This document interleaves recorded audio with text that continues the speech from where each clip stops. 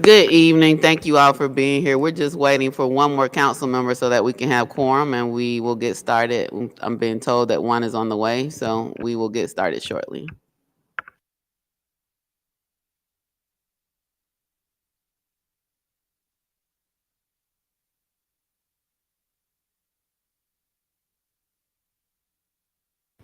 I guess I should be more specific. Council member Freely is out for work. Council member Cummings had family, and council member Butler is walking through the door. So we will get started. That's who we were waiting on.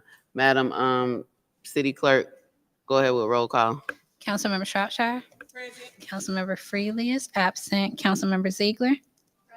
Councilmember Cummings is also absent. Councilmember Mitchell. Councilmember Butler.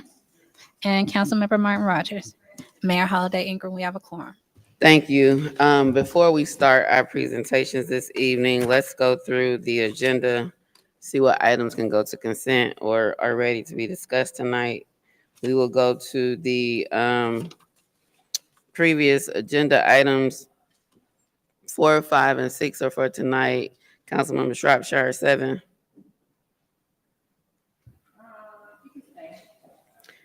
8.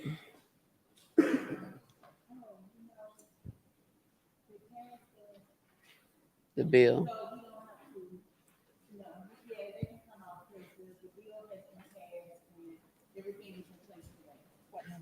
That's number 8. Do you want to go to a specific agenda or just pull it?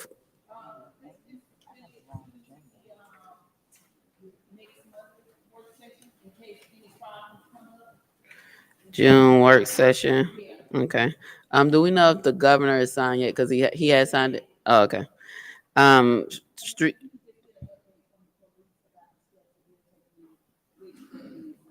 Oh, okay. Number 9, street topper headland is low. We need to talk about that one. Um, Councilmember Butler, item number 10, non-owner occupied certification. Yes, ma'am, Madam Mayor. We can move that to the next work session. My question is, though, usually on these previous agenda items, the items are based upon how they were presented. And this street topper is very new compared to the council discussing possible action on non-owner occupied. So is that not the way that we make the agendas based upon when it was presented? So I, per council rules, determine the order of the business, and sometimes it's based upon how, when it's presented, it might be based upon the council member who's presenting them, but that's a decision by council rule that the mayor makes. So number 10, June work session, council member Martin Rogers, number 11. Yes, stays on. Number 12, we should have an update from staff. I think those applications closed on April 30th. Discussion on council committees. That is our discussion about the chair. So we'll discuss that tonight. Ms. Jessie has indicated that number 14, you want to go to the June work session. Is it for tonight? I'm sorry. No, Oh, ma'am. somebody's here from out of town. Yes. That's right. That's right. So we'll make this, put this at the top after presentations. Number 15, I know the community meeting for Parks and Rec, was that this week or is it next week? Was it already held? Okay, so you have updates for 15. Item number 16, Blue Alley for consulting team. Is this a previous item or should be a new? It's a previous item. Okay. Does anybody have any questions about item number 16? Can this go to consent? No objection, that's consent. Number 17, we need an update for or hear from staff regarding those solicitations. City landscape vendor, I don't recall this being on before, but we'll need some discussion to find out who this company is and the amount of this contract being so high. We have public work staff, so I'll be looking forward to hearing about that. 19, water and sewer, emergency sewer line break. Does anybody have any objection to consent? 20 is also emergency sewer, water and sewer consent. 21, any objection to consent? 22, any objection to consent? Water and sewer. 23, any objection to consent? 24, another water and sewer emergency, any objection to consent? 25, emergency sewer line replacement, water and sewer, any objection to consent? 26, any objection, water and sewer, piggybacking off of another county's contract? No. So do you want discussion tonight? All right, number 27, we have someone for this one as well, Miss Jessie. Yes, ma'am, Madam Yes, Mayor. okay.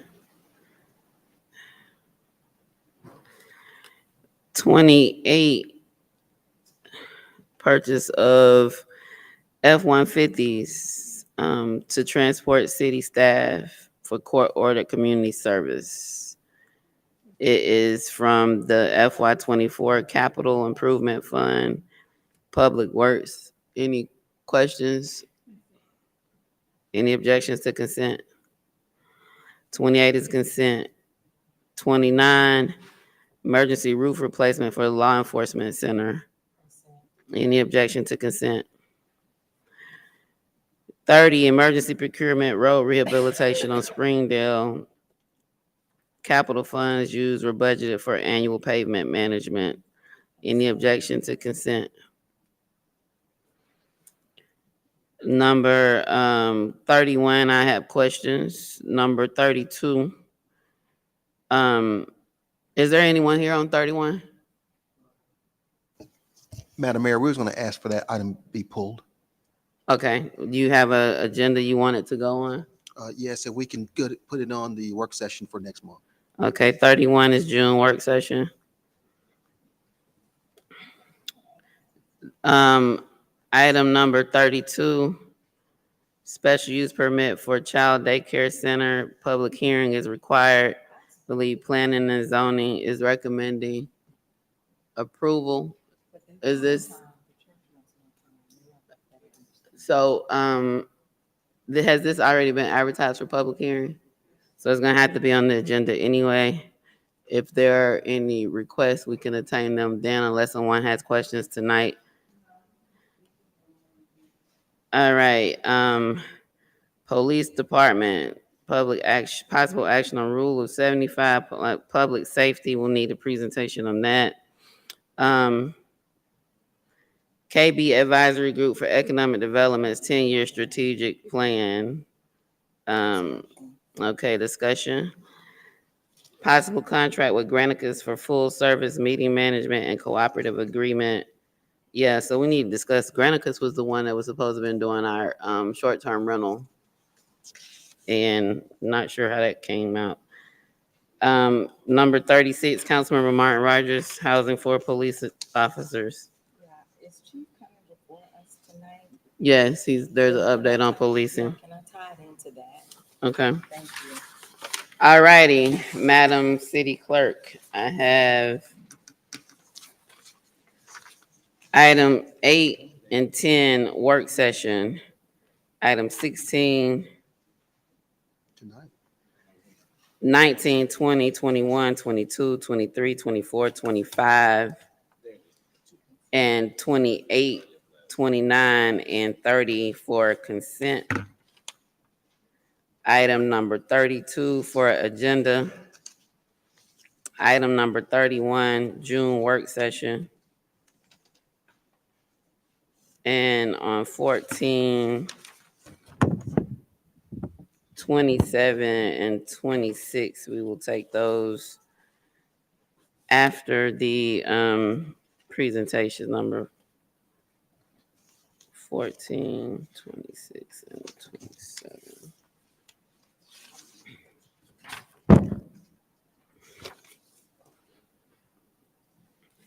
Okay, you have that, Madam City Clerk? Yes, ma'am. All right, first up presentation tonight is East Point Housing Authority request for support for proposed development DCA, Department of Community Affairs incentive.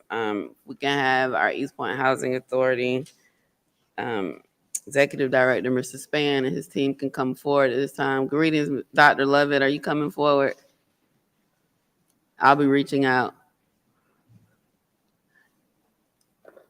Press the mic, Mr. Span. Good evening, Mayor. Thank you for the invite. Good evening, Council. My name is Michael Span. I'm the Executive Director for the East Point Housing Authority. East Point Housing Authority is one of the owners of the Norman Berry Village property located on Norman Berry Drive, not far from this particular property. With me tonight, I have the Chief Operating Officer and Managing Partner for One Street Residential. One Street is the management company that develops and also manages affordable properties and market rate properties. They are our management firm for managing the Norman Berry Village property, and we've been very pleased with their service. Hopefully the city has as well. Also with us tonight is Daniel Feinberg. Daniel is a development manager for One Street Residential. And what we'd like to do tonight is just share some information about Norman Berry Village. And also the Norman Berry property was built in 2008. It's reached the end of its initial compliance period, and so it's ready for not only refinancing, but also recapitalization. There's some capital improvements that we're looking for, and we are in the process of applying for a 9% tax credit grant application. We're preparing the application with the anticipation of awarding the grant. I'd like to invite Mr. Barr and Mr. Feinberg up at this time, and Dr. Levin, if you want to come and just kind of provide some additional support as well. In late February, the Housing Authority met with the Georgia Initiative for Community Housing team, the GIC team. One of the items that strengthens our application with the Department of Community Affairs for our 9% tax credit award is if we can gain the endorsement of the GIC team and just saying that they support the initiative. And so tonight I'm going to ask Mr. Barr to talk a little bit about that support. I'm pleased to say that the Housing Authority and Norman Berry Village and One Street, we presented to the GIC team in February, and they found favor with our presentation. There was one other presenter at that time, another developer who was seeking the endorsement. So rather than continue on, Mr. Barr, if you can just kind of come and share some information. Thank you, Michael. Good evening, Mayor and Council. Thank you for your time this evening. As Michael spoke to, this request before you guys is a technical request for a letter of support to accompany our 9% application to DCA this coming Friday. It's really an opportunity for my firm, One Street Residential, and the Housing Authority to extend what has been a 20-year partnership while also preserving affordable housing to seniors in the city of East Point. Just a quick history for you all. So Norman Berry Village, 119 residences, restricted to 55 and better residents, was funded 20 years ago with a 9% award in 2004. My senior partner and our CEO, Dave Dixon, was the developer on that project. I joined him in the fall of 2006. Norman Berry opened in September of 2006. I remember my first month being with Dave, going to that ribbon cutting ceremony. Our management company has been the day-to-day property manager for this period of time. We've maintained an average occupancy of 95% or better through that tenure. And so here we are 20 years later. As Michael said, the property, while it's been maintained very well at a high level, it is in need of capital improvements. Making this request to DCA and securing an allocation of tax credits would allow us to do a pretty extensive in-place renovation of both the residential homes as far as the interior amenities and some of the grounds to continue to provide high-quality, affordable housing to seniors over the next lifespan of the property. This is a competitive environment, a competitive application. In broad strokes, applications from within state, also applications from developers out of state. DCA will receive plus or minus 80 applications this coming Friday, and 25 to 30 will be awarded by the fall. So it's super competitive. It is a point scoring system with East Point being recognized as a GIC community. I think you're in your sophomore status. If you are in support of an application, that brings to that application additional 2 points, which is very hard to come by and would put Norman Berry in a very competitive environment to secure this allocation and be able to move forward with the renovation. Again, the GIC housing team itself can pick one project. We've been through that process in late February. We presented to the team, and they already have provided us with the letter stating their support. What we are before you now is that the QAP, Qualified Allocation Plan, requires that a letter from local government agrees to the issuance of the GIC letter. So again, we've received the GIC letter from the housing team. We are now asking that you all authorize a letter on your behalf saying we support the GIC housing team supporting this project. And if you guys are willing to do that, this is something we would need, prior to Friday, because those applications are due at 4. That's the technical request. I'll give you just a brief overview of who we are. One Street, we've been in the business for 35 years. Dave Dixon, again, submitted one of the first low-income housing tax credit applications in the state of Georgia in 1988. And he has committed his entire career to providing high-quality senior affordable housing and to families since then. This is a snapshot of our portfolio. So again, we are also a property management group. So we are your community stakeholders, long-term managers. We have a brand called Hearthside. Up here, I've listed the locations. An idea is that we could renovate this property and bring to it the Hearthside brand, which comes along a good bit of services to promote social interaction for all the seniors. And this is just some representative imagery of some of our communities, a lot of common areas, a lot of opportunities for seniors to leave the 4 walls of their homes, make friends, socialize, extend their quality of life. We do exterior amenities as well. Our most popular exterior amenity are raised garden beds. I want to show them the rehab picture. This is the, so these are fully, equipped apartment homes. Our residents are, still coming and going, cooking for themselves, driving. This is a brief example. We renovated one of our communities in Beaufort in the last 18 months. I just wanted to give you a quick kind of snapshot of some before and after examples of what you might expect at Norman Berry. So on the left would be an old kind of outdated community room. On the right, you can see that we kind of pushed through that one interior wall, expanded the space, and made it more functional for more interaction. Here, on the left was the preceding lobby vestibule. On the right, we actually removed one of the set of doors, expanded the natural light to bring it into the lobby.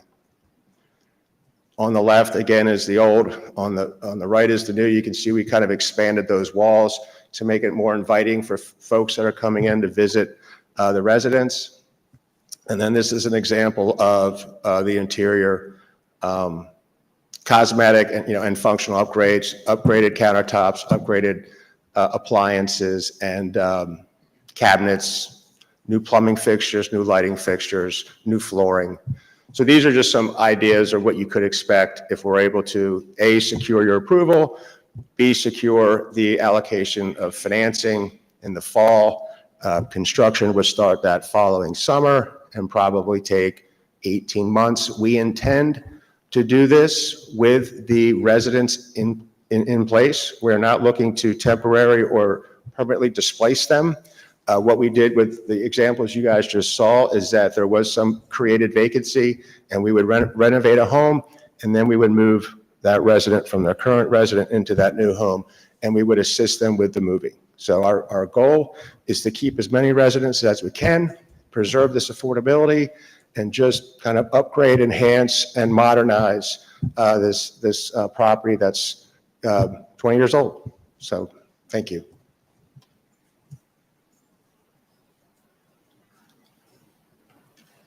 Mr. Brown, did you have something you wanted to say?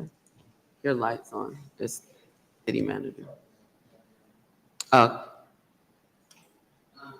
So much for your presentation. Is this for the LIHTC credit, low-income tax housing credit? It is. So it's the 9% low-income housing tax credit, and applications are due this Friday at 5 o'clock. Yep. Councilmember Shropshire and Councilmember Ziegler. Thank you, and you answered my question because I was going to ask about the residents, while the renovation is going on. So they'll be moved to a location that's already renovated, and that'll be their permanent place, so they don't go back into the old place. Okay, so what? Yep. No, Well, I was just going to offer, and they've already been made aware. We're required to, they've already made aware that we're making this application on Friday, and that if we are successful in the award, that the renovation will be happening. And again, it's our intent to keep everyone that wants to stay. Okay. Yes. Now, is it fully occupied at, what is it? Norman Berry Village? Norman, yes. Yes, it fluctuates between 95 and 100% occupancy. Okay. Yeah.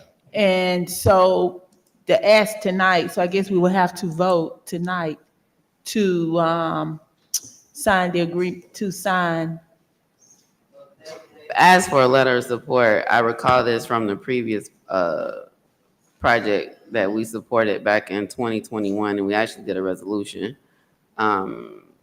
April 19, 2021. So I'm not sure if it's letter or resolution or bless you what's required, but there's an ask for us to approve providing written support for the project. So I'll wait until after, and the motion can be made to give the Yeah, letter and of support. if you all are, I don't know if maybe our interim city attorney or if you all know whether it's supposed to be the resolution or the letter. Yeah, just a little bit, Madam Mayor, would Okay. suffice. Councilmember Ziegler. Thank you. And just so I understand, in the event that this does not go through, then that puts the renovation in jeopardy, or does it put the actual housing credit? Like, would it go to market rate, or like what would happen in the event that this letter would not? I'm going to be the eternal optimist and say we're going to win the award. These 2 points will certainly help. However, what that would likely mean is we would probably have to reapply next year in the 2025 round. And so we would continue to maintain the building, of course, but it would just be pushed out a year. Gotcha. Okay, thank you.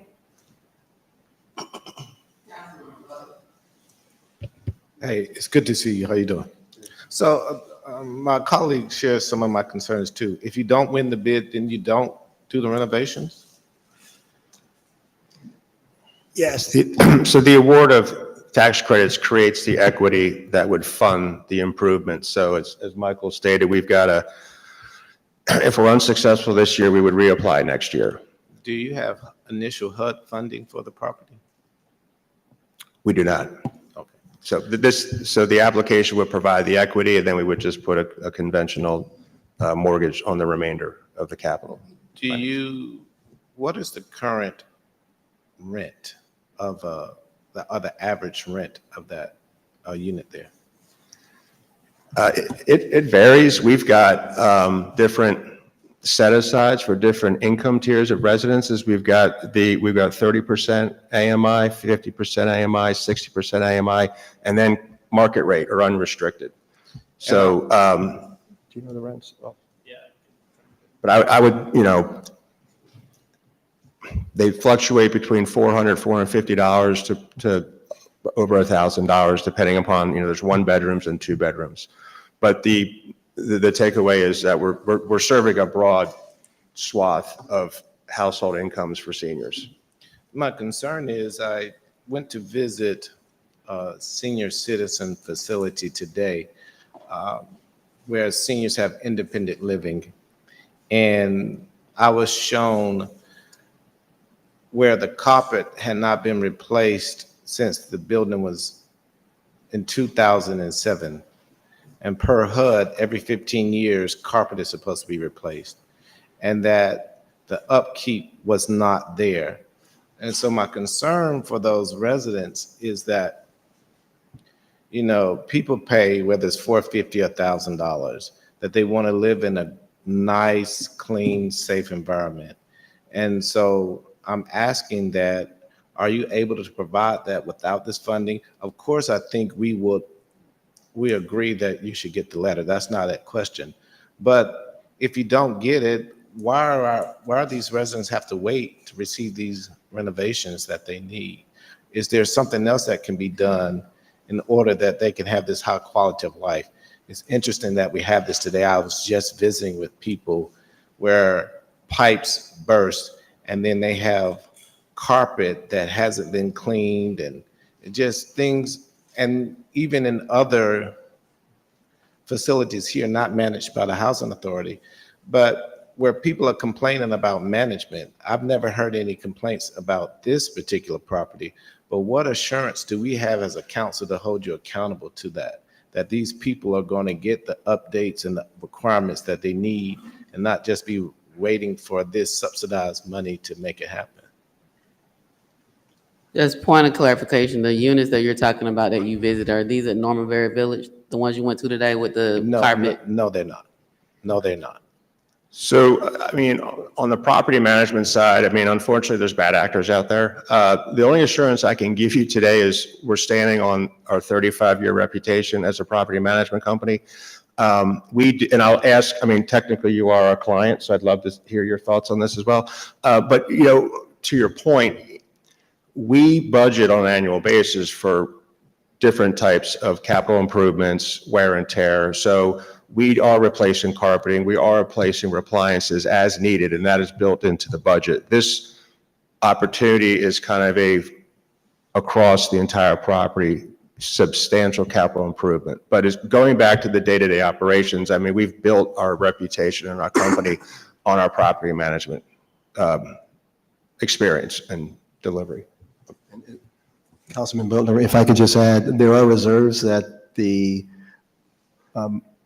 that we're required to have in place for emergencies and for capital improvements, notwithstanding the infusion of cash that we might get for the tax credit. Not to influence your decision, but One Street is probably one of the best management companies, so much so that we like them to manage some of the other properties that we have, and we're actually looking at that. I don't want to put that on the record, but no, they do an outstanding job. If there are any concerns from Norman Berry Village, they typically come to the Housing Authority, and we try to address those right away. But they do a very fine job in managing the day-to-day activities and making sure that the systems are functioning the way they were intended. Councilmember Mitchell. Yes, thank you for your presentation. Could you go into further detail? I know you mentioned briefly about not displacing the senior citizens, and you're saying if it fluctuates between 95% and 100%, I'm not really following. How would you be able to have the room or the? Yes, so good question. So our experience tells us that we will build up some attrition between the receiving of financing and starting of the property, because there are just some residents that when they understand there's a renovation, they're going to want to move elsewhere. They're not going to want to have to live through that. So in the case that I showed you, that was 152 homes, so it's slightly larger.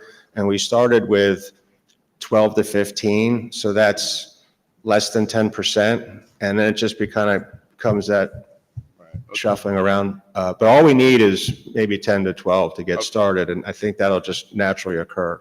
Okay, thank you. How many units are at Norman Berry Village? 119. And when the renovations, will it expand it or decrease, or the units will stay the same? Units will stay the same. Yep. And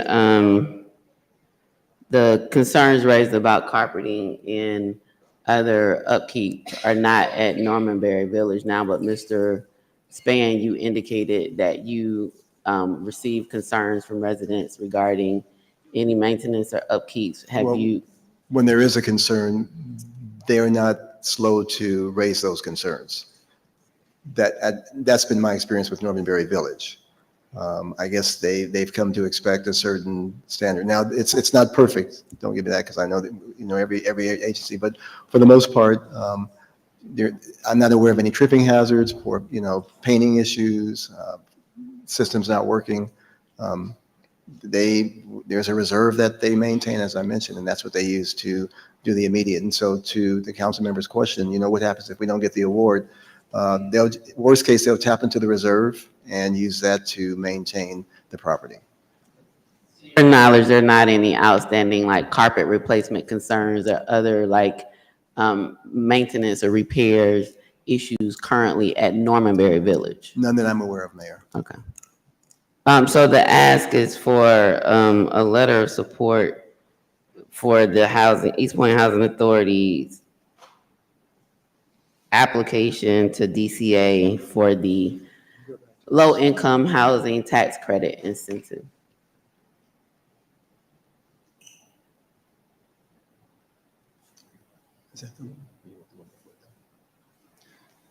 Yeah, so just to recap, there's 2 letters that are required in our application that it's under minimum documentation. The first letter is executed by the GIC housing team, which states that they're in support of our project. They've already given us that letter, so that's in our possession. The second letter is that the local government agrees to the issuance of the first letter. So what you all would be considering tonight is furnishing us with a letter that simply states that you are in agreement to issue this first GIC letter within our application to DCA. Hope that helps. It's a little confusing because you said you already have a letter from GIC, and so it's a letter from GIC that we don't have. To my knowledge, I don't think we've seen the letter that they've submitted, and so I guess the question is, do you have a draft letter of support, or can you provide a draft letter of support as to what should be included? Because you're asking us about a letter that we haven't seen, I don't believe. But even if that's the case, I believe there's support and there's going to be a motion. Councilmember Shropshire is in for it. We just need to make sure that it accomplishes the goal. And that's what I was gonna ask. Can we get a copy of the letter so we'll know what we're agreeing to? Does anyone, the GIG team is a project led by city staff. I believe it's Janisa Elias and Angela, I forgot her last name, was a part of it as well. Okay, there it is right there. Is it one, or how many pages is it? It's just this one page and then Okay. the signature page. Yes.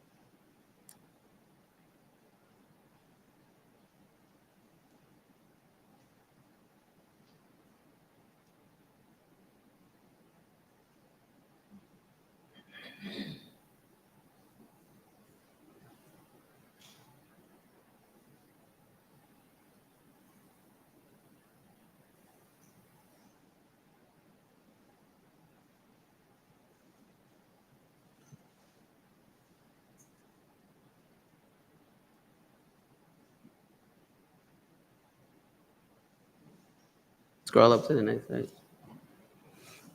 So there are 95 subsidized units and 24 market rate units. That mix will stay the same. Correct. All right, there's an ask for a letter of support. I don't know, we confirming the GIC letter or approving? Could you go back to the slide that has the ask? Agreeing. I think what, at the end of the day, I think what DCA wants assurance of is, in addition to the GIC housing team being supportive of this application. They'd like to know that the city feels the same way. And so, Mayor, what we've done in the past is it's could be as simple as one line that just says, as mayor of the city of East Point, I support the issuance of the gig housing team letter, in support of Norman Berry Village. Well, there'll be a motion tonight, so it'll actually be the city council approval. And so the request came to me. I feel like something like this does not just get approved by the mayor. It has to be approved by city council, which is why you're here tonight. And so if you all could send us the draft information, once council makes the motion to approve it, if you could send the draft information to us for the letter to make sure it's sufficient. Yep. Absolutely. Okay. Councilmember Shropshire. Thank you. I would like to make a motion that we approve the letter from local government agreeing to the issuance of the local government agreeing to the issuance of the letter, the GET letter. Properly seconded. Any discussion? All those in favor? All those opposed? Motion carries. Thank you so much. Thank you. Thanks for your time. Appreciate it.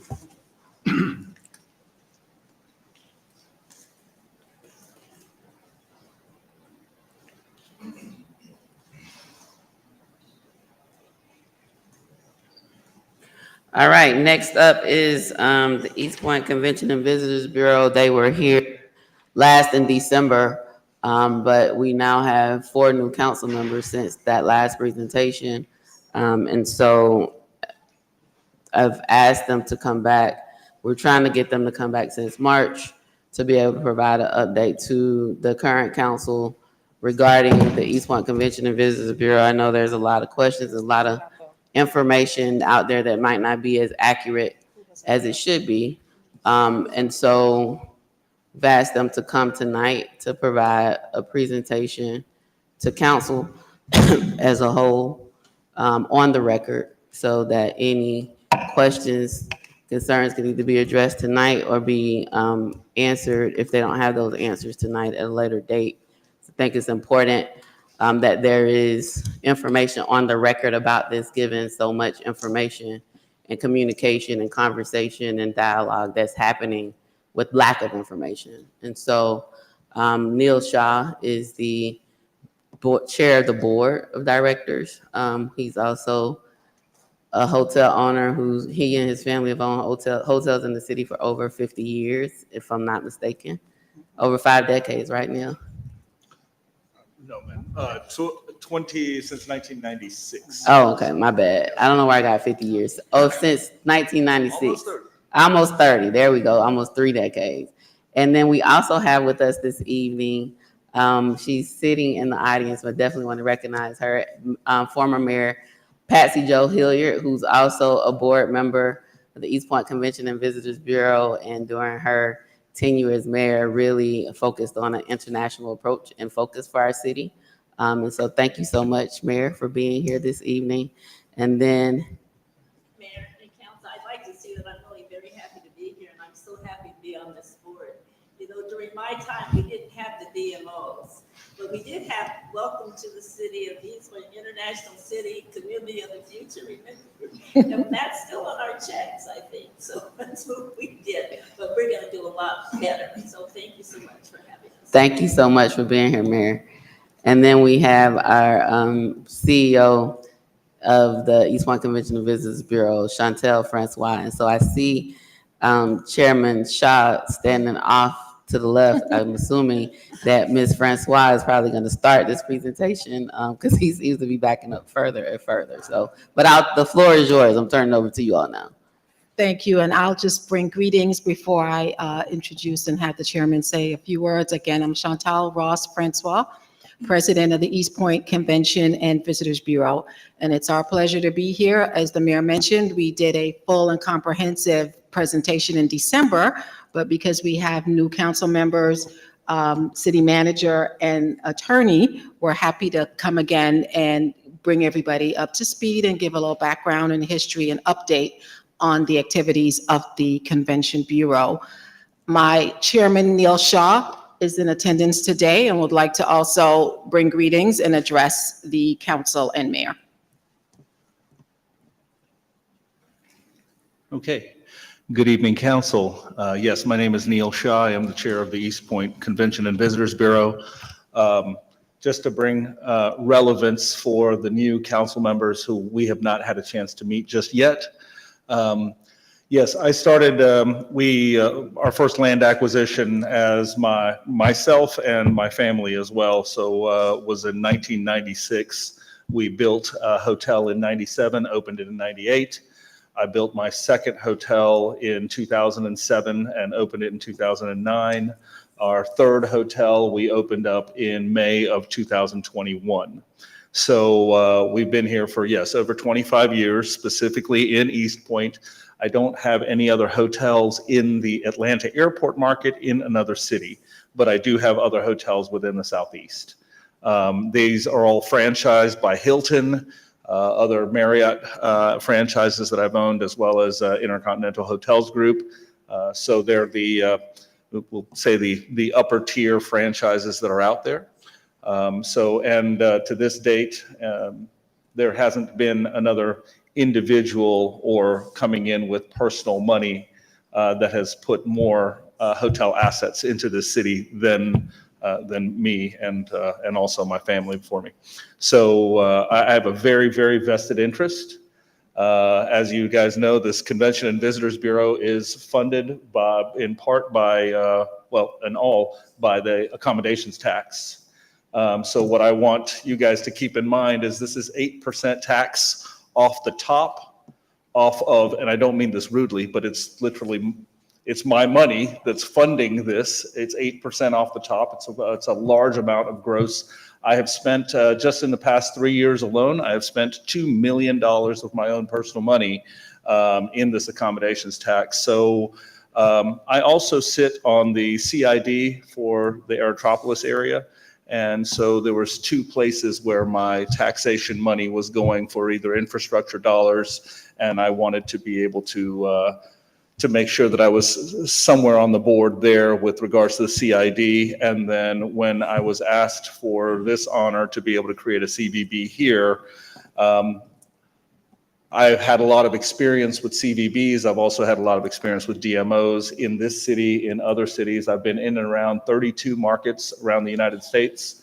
So, by the way, having traveled and developed in 32 markets, I will just tell you, I should say thank you to you guys as counselors, because I understand and recognize what you guys go through and the litany of programs and things that you have to evaluate. And it's a very difficult task, but I hope to get to know each one of you individually as well. But yeah, I wanted to make sure that this CVB was steering the funding where I think that it should go. In the past, this is just me, this is my personal take. In the past, I've been in this city and in others part of funding DMOs that didn't use their funding wisely back for hotel accommodations. So I wanted to make sure that I'm clear here as the chairman to state that our purpose is to increase overnight accommodations in our hotels. That is our primary and only focus, because that is what fuels our dollars again. So it's different from being the marketing department of a city. We're not necessarily that. I wanted to make that distinction, as other questions that I've been fielding recently were more towards that and our promotion of the community or at large or the city. And I just wanted to clarify that there is a tweak on this with CVBs. Their main function should be hotel accommodations, overnight hotel accommodations. So that's been sort of my focus, to make sure that we're doing that type of promotion that will get us that type of events, groups, conferences, and conventions that can come to this area. With that, yes. Thank you. And with that, we will go right into our presentation. And given the history of the newly developed East Point Convention and Visitors Bureau, where we would have just celebrated 1 year within the city. So as the chairman mentioned, our mission is to showcase East Point as a unique and premier destination for convention groups, leisure, business travel, increasing overnight stays while positioning East Point as where the world meets. I will go right into one of our target and tactics for promoting the destination. Our brand statement is where the world meets. And this falls in line to a conference that we attended in August, which is the annual Georgia Governor's Conference on Tourism, of course, attended by Governor Brian Kemp and other city representatives and tourism committee from the House. This is the president and CEO of Brand USA, Chris Thompson. Chris Thompson is the one responsible for branding the entire United States. This is a very competitive industry, and please note there are 800 CVBs throughout the nation. So there's 800 of us out here doing the same thing, 80 right here in Georgia. So at that conference, it was announced that for 2024, and this was in August of 23, that the target markets for North America would be Canada as number 1 and Mexico being number 2. This again would explain our tactic for going after business in that region, as you can see here on the chart, where Canada leads by 104%. And that comes again from Brand USA. There is approximately $118 billion on international inbound spending year to date. And that is a huge and large amount that we absolutely want to capitalize on and be a part of in our promotions. East Point Convention and Visitors Bureau will share some of the accomplishments and updates. Starting back in February of 23 is when we first came on board. And when I say starting from scratch, we had to set up this organization from ground zero. We did not exist, so we had to come up with bylaws and articles, banking, looking for office space. It was a challenge finding office space within the city. That took quite a few months, over 6 months to be exact. So we did not have office space at that time. We were looking for, we did a presentation to City Council. We were introduced to City Council and staff as well, city staffing.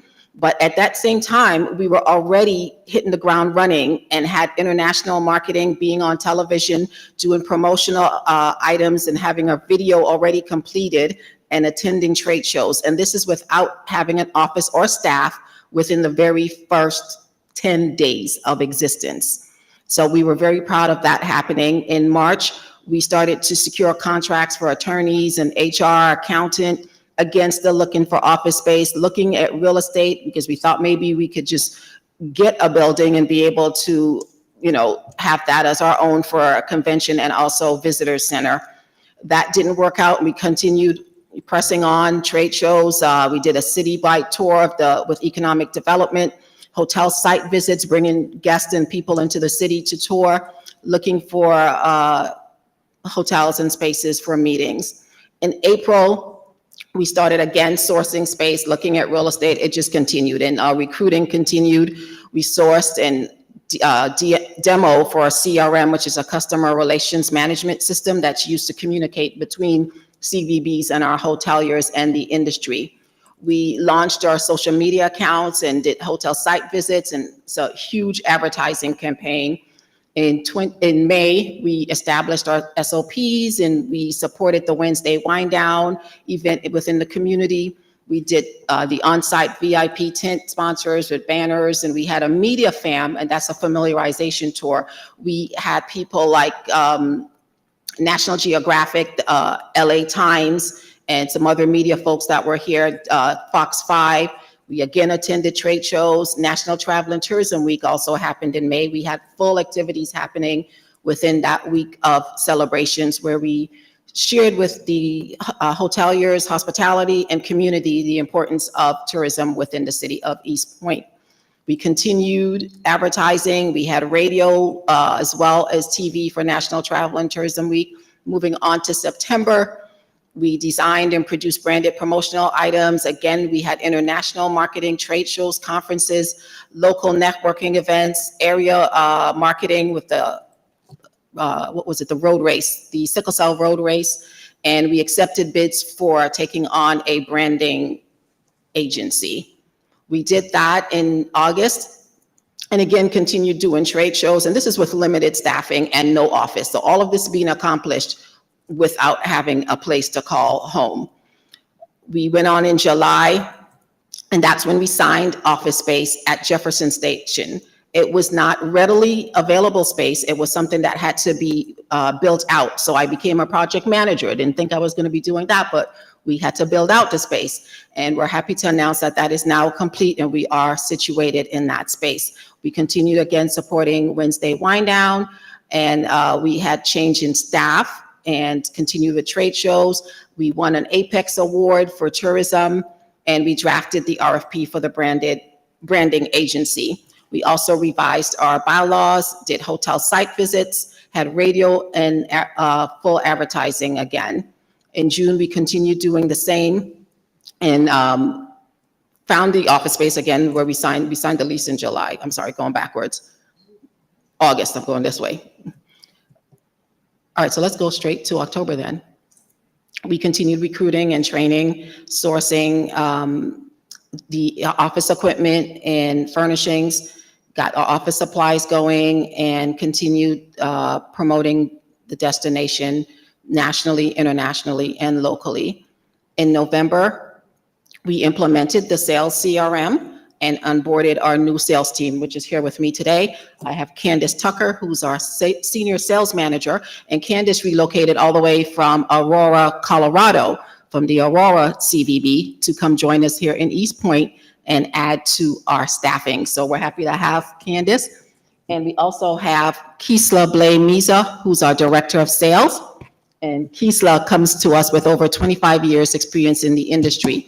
And we also have Gloria Tony Fleets in administration. So we are on board right now. We're still recruiting as the team grows. And in December is where we did our full presentation to City Council and gave some background and updates of our activities. So we'll jump right into that right now, but just wanted to give you some background. The tactics implemented, as mentioned, a list of all the activities that had to happen for us to even get going. So some of that we've already talked about. And my main thing was to embark in an aggressive awareness campaign to inject and introduce the name of East Point to the tourism, marketing, and convention industries, locally, nationally, and internationally. This had not been done before because, as you know, you were under the airport district DMO, so East Point was not independently or exclusively marketed. So that was our main intent, and we did that intentionally in marketing, advertising, media, public relations, sales calls, strategic partnerships, stakeholder engagement, and some of the areas were, of course, tourism, marketing, community, local marketing, trade shows, social media, television, billboards, film and entertainment, and of course, meetings and conventions. These are the target markets that we went after within the industry. Of course, we have the international market, national visitors, corporate and business travelers, diversity and cultural associations market. And there's a huge amount of different markets within the travel and tourism industry. It's not just business, it's not just leisure. There's military, there's reunions, there's family reunions, film entertainment, fraternal organizations, bus tours, and the fam trips that I mentioned before, sports and traveling teams, religious and citywide groups of with compression, of course, citywides meaning a large convention happening within the city of Atlanta, which will force compression back out to the airport area. And advertising, publications, and promotions were utilized in part of that. And I'm talking kind of fast because we have a lot of activities, so I just want to be able to share that with you. And here are some of the advertising, publication, and promotions that we were involved with. The Georgia Visitor Fund Map, which has 750 locations. We had a spread in that. Go See Do ATL, which is the airport guide. Black Meetings in Tourism, which has over 30 years in the industry. Connect Meetings, the Falcons Yearbook, the Braves Yearbook, Explore Georgia, billboards. We have a partnership with Morehouse, which is really critical and exciting for us, We are partners with them where all of their alumni, their athletics department, and admissions and recruiting will all send out in their literature and web blast to any of their over 40,000 alum. When any events are happening, they will encourage them to stay at our properties and our hotels. We have special booking codes for them, special rates for them. So that is a very lucrative partnership that we are excited about. Christian Meetings and Conventions is another industry event that we were able to advertising. Here's some of the samples of the advertising that happened. And there's MPI, which is Meeting Professionals International, the Georgia chapter. We were on their website and an actual annual partner with them. Here's the Georgia Visitor Fund Map, where we were, of course, Biz Bash, which is another industry event magazine. Black Meetings in Tourism, we had an editorial full spread, and we were featured here with the CVB heads on the annual report on the state of the industry, right next to the CVB of the Los Angeles Tourism Bureau. So we were glad to be among those as well. The ATL Guide, the Braves, Falcons, Rolling Out Magazine that covered and did editorials during Wednesday Wind Down. And we also had media, television, radio, and social media. We also have a partnership with WSB TV. Here is one of the videos. Win a dinner for up to 8 people at one of these great East Point restaurants. Register for your chance to win at WSBTV.com/contests. This was a commercial that aired during the holidays. We partnered with all the local restaurants and hospitality supporters within the community, and we did a contest for dinner for 8 from all the different restaurants that you saw listed. So that was a good way to support the community. Channel 2 Action News this morning is sponsored in part by the City of East Point, where the world meets. This was a second piece that was done with the news, and Channel this 2 got a Action lot of News this play morning. as well. We're happy about that. Television, WSB, YouTube, Rogers. Rogers is Canada's largest television network as well, second to City TV, and the Grenada Broadcasting Network internationally, where we were featured. Radio, V103, and Jazz, Smooth Jazz, CBC, and some of the other stations locally.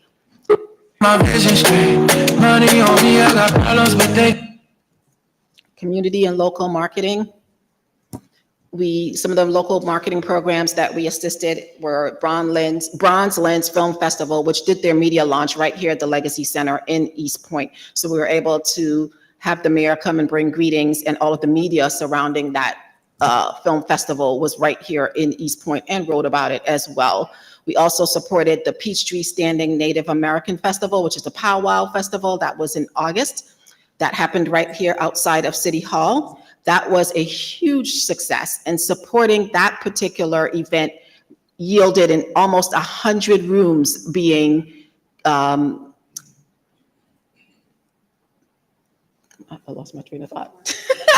100 rooms being booked in our hotels in the city of East Point. So that was really good. Wednesday Wind Down, May to August in the East Point Commons. 90 Day Fiance, it is an influencer that we have working with us. We did a henna pop-up at the 4 Points by Sheraton, where she had all of her followers with just within one day of a pop-up, show up over 100 people to come and get their henna done. We had the guests also enjoy that and got a lot of recognition online for it. MPI Networking Luncheon and the MPI Fall Classic, which you'll see going forward. Here's just some pictures from Wednesday Wind Down. This was, if you go back one. Yeah, I don't know why it's not showing, but this was a group actually that came all the way from the United Kingdom. So we actually took Wednesday Wind Down to the next level where it became international. And they have a huge following in the United Kingdom, which also gave us a lot of recognition during that time, increased our social media, increased our branding, and also had people follow them to come and attend. The powwow, same thing, just some images here to show how wonderful that event was. And here, Miss Leslie Zinn, who's also, as you know, the owner and operator of Arden's Garden, which is a staple right here in East Point. We've known Leslie for a very long time and celebrated with her on that accomplishment and being an honoree. Also, This Is It Seafood and Barbecue. I don't know if everybody knows, but they've been in the city for over 40 years. This is where it all started for them. So we celebrated with them with their 40th anniversary. They bought out the Fox Theater and actually premiered the documentary on the existence of This Is It. Sickle Cell Road Race. And again, the partnership with Morehouse.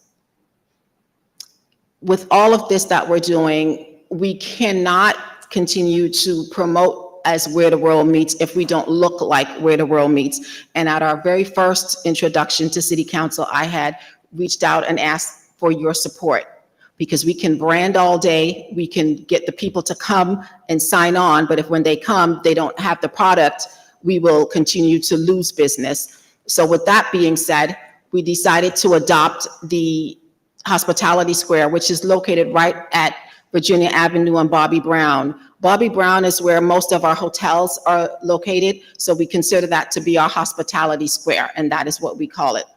So we adopted that area and started a beautification campaign there. So that's the before pictures. This is what we look like now with new signage and foliage, and that will be updated again very soon.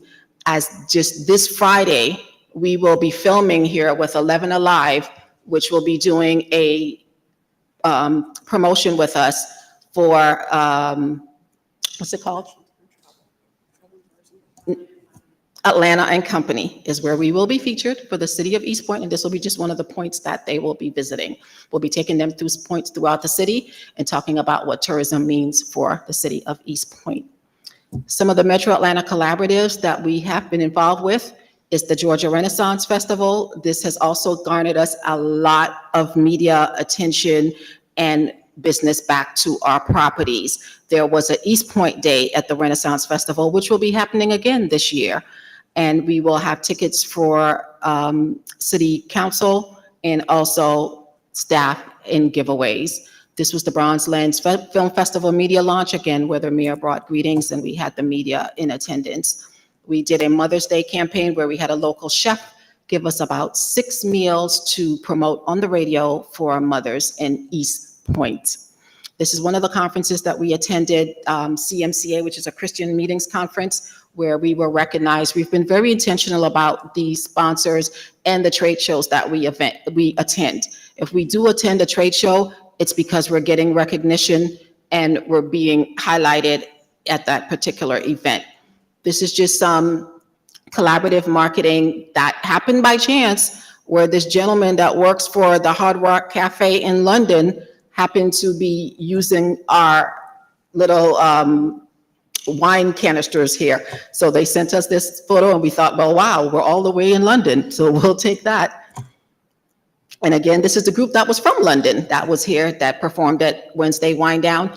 They toured the city. They had never heard of Waffle House. They've only seen it on TV. So they went on social media live and got all their fans to watch and tell them about Waffle House and Spondivits. And then they went to the MARTA station and did a little session right here on the street. And that was filmed and went live throughout the UK and the world. We also participated in Caravana.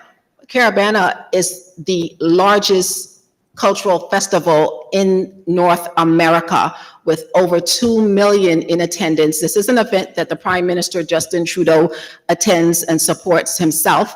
We had, as you can see, paraders wearing East Point fanny packs. They had East Point towels waving. There was 2,000 of them doing that. That was a priceless event that we were able to attend and get recognition from. We have people now talking about how we get to East Point. Where is East Point? And that's exactly what we wanted to happen. So to be on a stage of 2 million people just in attendance, not to mention the people that were watching, on television.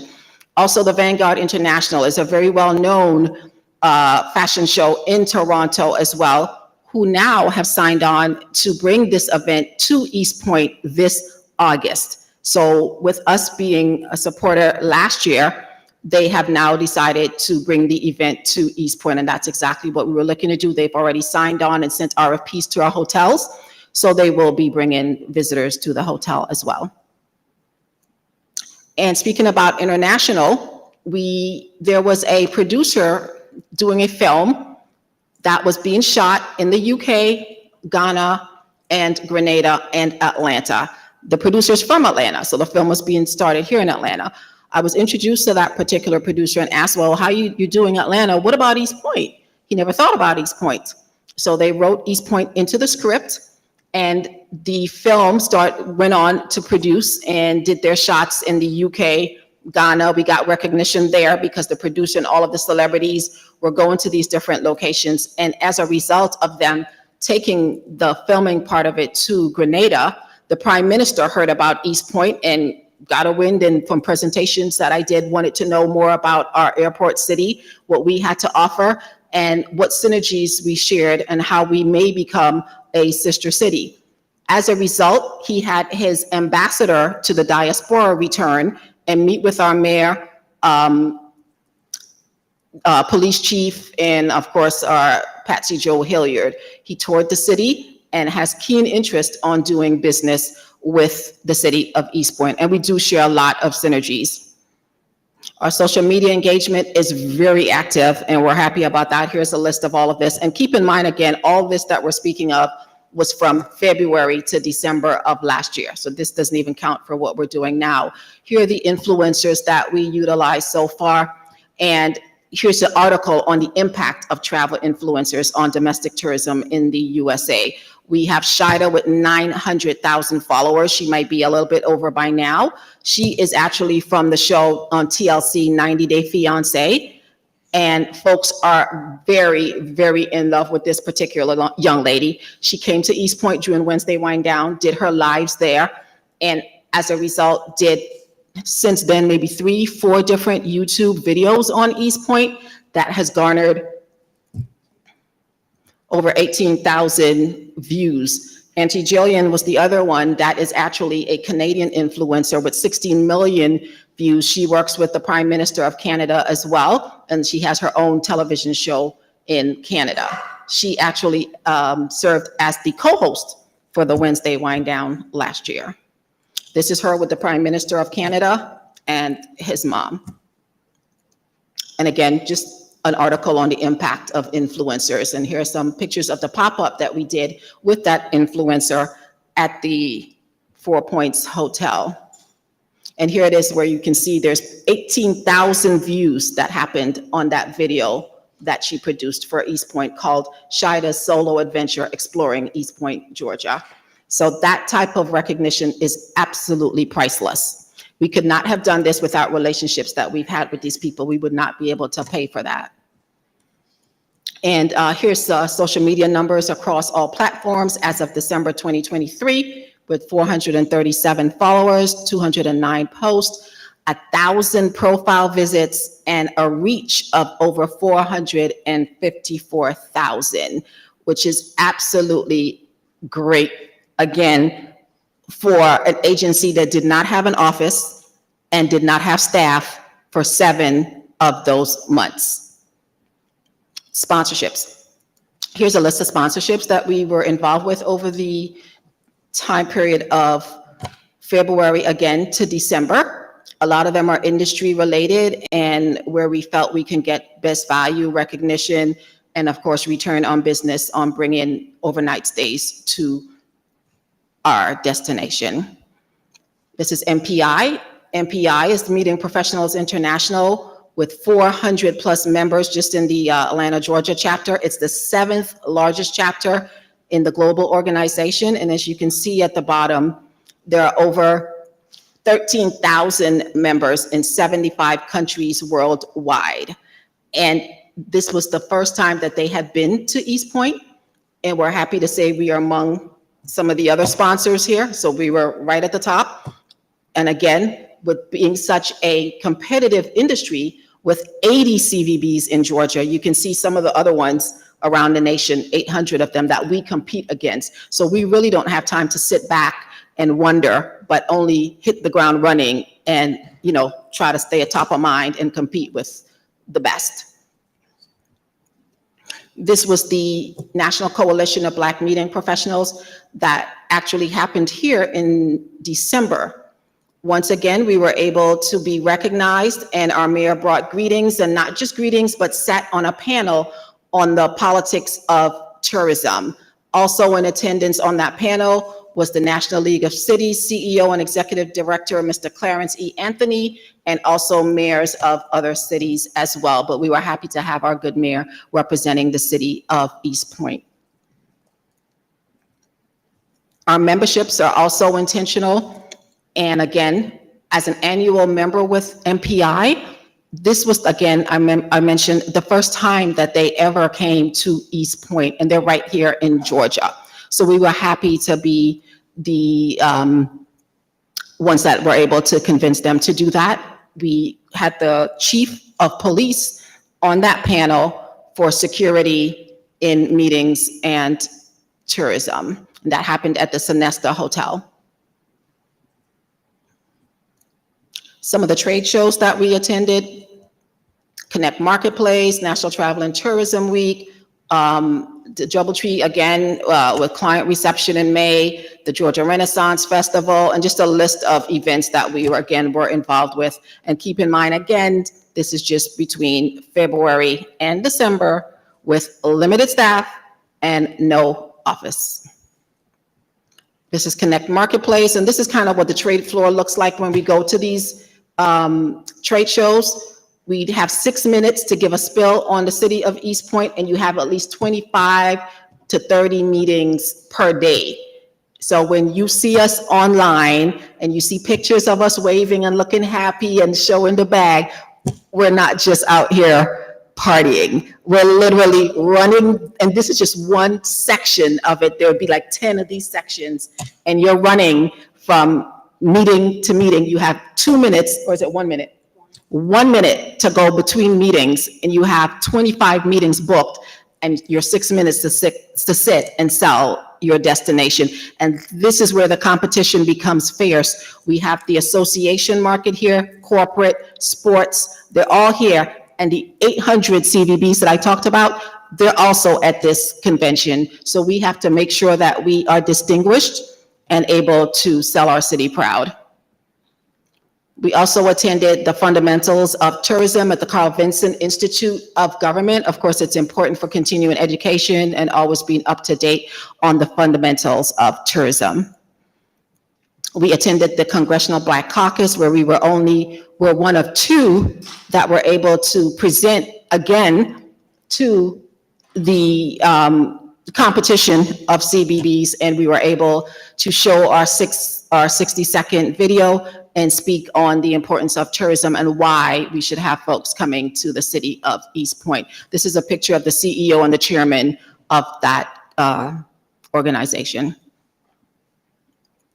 I was grateful to receive an Apex Award for Distinguished Service in Tourism by Black Meetings in Tourism, and also NABHOOD, which is the National Association of Black Hotel Operators and Developers.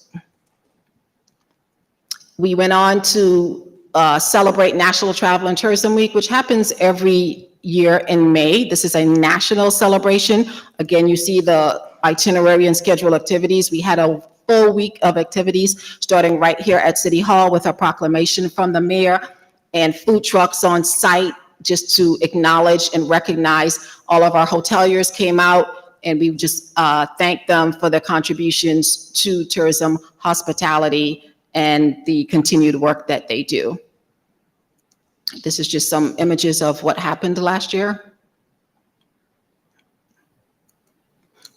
We also had our team going out to visit with the hotels and again, thank them and celebrate them. We did a pop-up on Camp Creek Parkway. We had food trucks there. We had people come out, the community, the shoppers as they went by, and shared with them the importance of tourism and what that means for the community and the city of East Point. We had a media fam, as I mentioned before. We had media come out from all over and toured the city. We went through to the Black Arts in America. We went to the Arts Exchange and some of the other tourism products throughout the city. And now we will come to what we've been doing just now, January to April. So that was what you guys did not see at the last presentation that we wanted to make sure that we could bring you up to speed on. And now this is what we're currently working on and have done between January to April of 2024. So advertising, publications, and promotions. Again, a full list of advertising, some the same, others not. We are now doing billboards throughout the city. We've had billboards in Toronto. We are on TV, WSB, which is CMG. Of course, we've had a lot of PR going out through Pineapple, which is a industry-leading advertising agency that did some PR for us, as well as the Whitley Agency, who is our agency of record right now. We've been in the Braves Again Convention, South Magazine, Meetings Today, the Ritz Herald, Metro Atlanta CEO, as far as the Malaysian Reserve. In Malaysia, they've picked up our stories and reprinted it. So when we say we are where the world meets, it's happening. But we want to be prepared for when the world comes here. And that's where I need your support, where we can work on the landscape of the city, because that's one of the reasons why we lose business. And we really don't want to do that. If we've got the interest, we want to keep them and be able to add to the overnight stays and increase in our hotel revenue. Media, television, radio, and social media. Minutes from Hartsfield-Jackson Atlanta International Airport and only 10 minutes from downtown Atlanta, East Point, Georgia offers visitors from around the globe a truly unique blend of entertainment, culture, accommodations, dining, and shops. Visit East Point, where the world meets. That was a segment that was actually aired on WSB and commercial streaming right now in the markets of Greenville, Tampa, Orlando, and Charlotte. These are the drive-in cities. We've got billboards up right now, again, in the markets, same thing. And we've also got YouTube's commercials being streamed locally. These are some of the television streaming and radio that we've been involved with since January. We've had press releases go out, as I mentioned, on the actual launch of the Convention and Visitors Bureau, which happened around March. They were featured in the Marietta Daily, Fulton Neighbor, Convention South edition, the WOW edition, Rolling Out Magazine, and Metro Atlanta CEO, which is a really good publication that features businesses and travel and tourism industry providers as well. There is a press release that went out called 10 Unique Facts About This Rising Star Destination, which we called a hub for travel, business, and creativity. That was just picked up. That just went out actually this month and has already been picked up by one travel publication. The Raptors game. This is something that we had questions about, people didn't understand or had comments about online. This was an invaluable opportunity to the city of East Point. We were given the opportunity based on relationships to host East Point Night at the Raptors halftime game in Toronto. This is NBA, and East Point had that entire night dedicated to this city. Our videos were played up on the screens. We were wearing jerseys and celebrating. We had everybody, we had the influencers on site. Everybody was talking about East Point and how do they get to East Point? What happens in East Point? And that was a night that we were able to share that to the world. Courtesy of Atlanta's East Point Convention and Visiting Bureau, tonight our halftime entertainment, 3 legends in hip hop and R&B, Grammy winners and nominees. Make some noise for Yo-Yo, Moni Love, and Montel Jordan. It's going to be phenomenal. If you're not here, make sure you get to East Point. This is how we do it. Now East Point does it like nobody does. This is how we do it. To all my neighbors, you got much flavor. This is how we do it. And I'll never go back on an old school track now. This is how we do East Point, you missed it. I mean, we brought Atlanta, we brought East Point to Toronto, we brought the West to Toronto, we brought Montel Jordan. I mean, women in hip hop, we brought the legend Montel Jordan. I mean, basketball, music, bands, love, cheering. It was everything. I mean, we turned it out. I mean, you missed it, but you could also check it out at #Visit East Point. I was born 20 years ago, just a pimp though. Again, that was a priceless experience that we had and garnered tremendous amount of social media visits and increase to our website and every form of media that we had. We were picked up by over 10 different publications throughout the world carrying this story about East Point. That was done with assistance by the Whitley Agency that helped us put that together. We also attended the Time 100 meeting and was introduced to the CEO of Booking.com. This was the spotlight moment, and he was one of the key sponsors for this particular event. Community and local marketing. Again, we did the Bronze Lens Film Festival launch. That was done in February, and MPI came back again and did their event last month at the Atlanta Utility Works, just down the street at the Kombucha Brewery. The MPI Spring Summit, which was at the zoo, again, they gave us key speaking opportunity on stage and able to speak on our destination. Our hotel GM from the Courtyard attended and represented us well. We'll get to some of the others here. Morehouse Partnership. This was a billboard that we partnered with Morehouse, and this was the Admitted Students Week in Admissions and Recruiting. The flyers, and I'll share this with you, which is what went out to all the students in their packages so that they were able to book East Point hotels with their parents as they came down to register for the new school year. This is our GM from the Courtyard by Marriott that represented us at that spring summit in 2020, well, now, last month at the zoo. And that, again, is the MPI chapter. And just so you see that we're not the only ones focusing and targeting Canada, MPI, which is the largest meeting chapter, will be having their largest event next in Canada. I'll let Candace speak to this since she's sitting in the middle there. Oh, those are my Santa Clauses. So Northern Lights Santa Academy chose Holiday Inn and Suites as their location. The gentleman to my right is Santa Rick. He sources Santas and Santa Claus performers, teaches them how to Santa appropriately, and then shoots them out across the world. You should know there's a lull, there's a shortcoming of ethnic Santas. We need Santas that speak different languages, and that's why he wanted to be here, and also Santas of all different shades. So East Point's a great location for him, and we hope to welcome him back next year.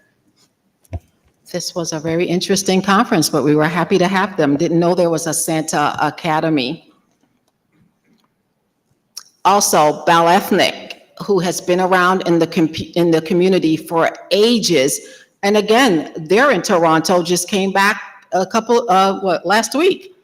So they also are connecting with Canada and what's happening there. We were blessed to again have the Elks Association once again at the Sonesta Hotel. Our mayor came and gave greetings along with us to welcome this convention to the Sonesta Hotel in East Point. We are once again sponsors of the Georgia Renaissance Festival, and we will again be having East Point Day, which will be Saturday, May 18th, coming up. So we're looking forward to that once again. We get great exposure at this particular event, and also overnight stays to our hotels. And that's an example of compression because this happens in Fairburn, but of course Fairburn doesn't have all the hotels to accommodate this particular event. So then, of course, by us partnering and making them aware of our properties, it encourages them to come and stay in East Point. And this happens until June. This was the Bronze Lens Film Festival launch. I, again, was honored to be part on stage with the mayor of Atlanta, also the CEO of the Atlanta Convention and Visitors Bureau spoke, and it was I was also a part of that and able to speak to an audience of producers and actors and actresses and people in the film industry.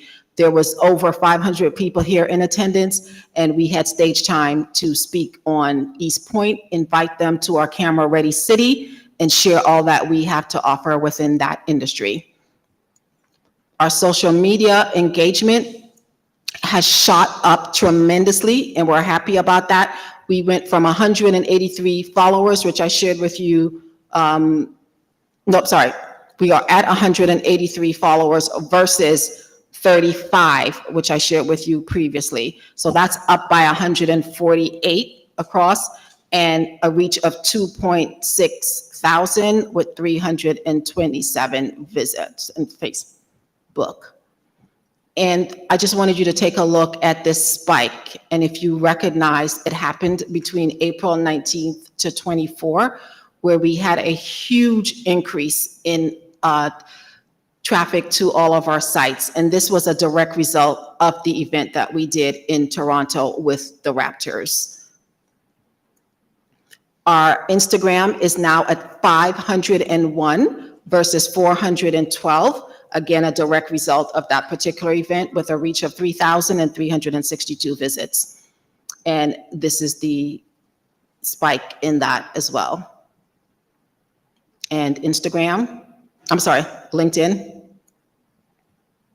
Sponsorships for this quarter, MPI, we are still an annual sponsor with them. So with the Georgia chapter, talked about the Georgia Renaissance Film Festival, the Browns Lens Film Festival, Christian Meetings Conference, which we attended in March, our sales team, Southeast Tourism Society. Southeast Tourism Society was a very important meeting for us. That was the Destination South. It happened in March, and we were exclusive members for the journalist luncheons, which meant we had over 70 travel writers and journalists in the room exclusive to East Point. So we were able to meet with them individually, present to them, and talk about our story in East Point. And as a result, we've had 2 articles written already coming out of that. And that was just in March. Again, here's the Meeting Planner International. This is an event that we did just down the road at the Utility Works, Atlanta Utility Works, and the Kombucha Brewery with Melanie Stiles. And this is the exclusive journalist luncheon that we did with Southeast Tourism Society. This is an independent planner education conference. We had over 200 people here walking around with East Point bags that said East Point, where the world meets. And this is direct to our market. These are planners. These are planners that make the decision on where the conference for their companies happen next. So we were able to have Candace and Kisla both in attendance and being able to meet with these individuals and sell, again, our great destination. Memberships, some are the same, some are new. We are now a member as well as with the Airport Chamber, Hotel Lodging Association, the Bus Association, where we will be going after that type of group as well. We do have a lot of bus parking at our properties, and that's part of the Smurf market, which is a target market for the CVB. Trade shows, conferences, and site tours. Here's the list of them. We've mentioned some already. And you can see that we were also sponsors of the Women in Tourism and Hospitality event, which is the WITH event in March. We were recognized there as well, and were able to have 2 panel discussions talking about East Point. This is Connect Spring Marketplace, and these are some of the planners. And again, we were able to promote the destination to these planners. There were over 2,000 planners in attendance, and this is one of the larger events where those 800 competing CVBs would be in attendance as well. So again, you see the way it's set up with the rows for that 6-minute meeting and running in between 1-minute sessions. This was the Women in Tourism and Hospitality event. And we now get to sales with the numbers on RFPs and support to our hotels. And I'll introduce Kisla Blay-Miza, our Director of Sales, who will quickly go through this with you. Good evening, everyone. Thank you so much. First, let me say we have had a really good time selling East Point all over the country and outside of the country, and marketing this awesome city has been a privilege for me to be here. I've been here since November, met you all a lot, some of you all back in December. So it's been really exciting, but here we go with numbers. We're 20 branded hotels with 2,557 total rooms. We've received 30 RFPs since January to April 30th. We've had 2 go definite, and we've lost 11. This is a little bit of a list of groups that we have gotten and been able to bring in, and then also some that have lost and some that are sitting in a tentative status, which means they're still making decisions between our hotels, deciding between us and maybe another city.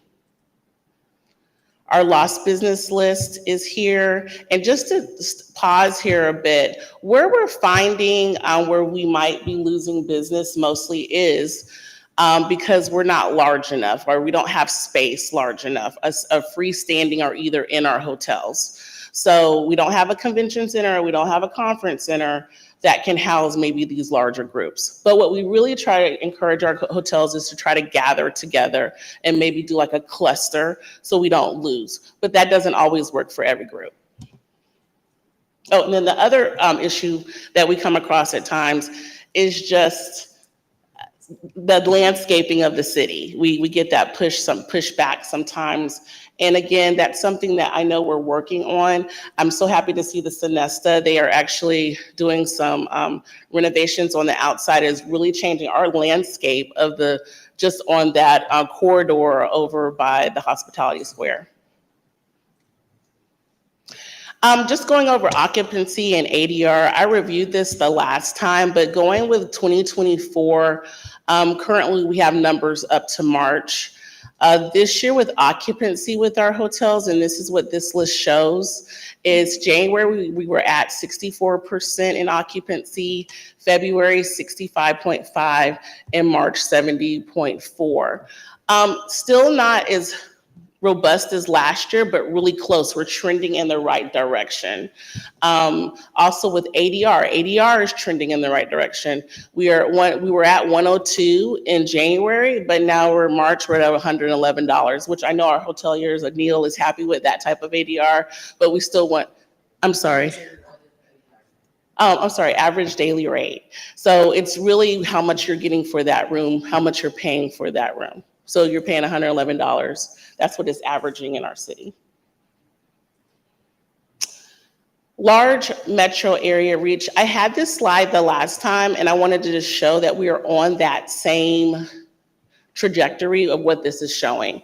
2024, we are growing. Going back to what I just showed you, we're growing in the right direction for 2024 and getting back to those 2019 levels prior to the pandemic. Our 2024 considerations are still the same. Externally, interest rates are increasing. I know everybody knows it's still happening. We're still fighting higher inflation. Overall cost of goods and services, that affects everybody, including our hotels. And it is a presidential election year. We've also had a leap year, and our economic indicators with savings rates, increasing debt, and real estate.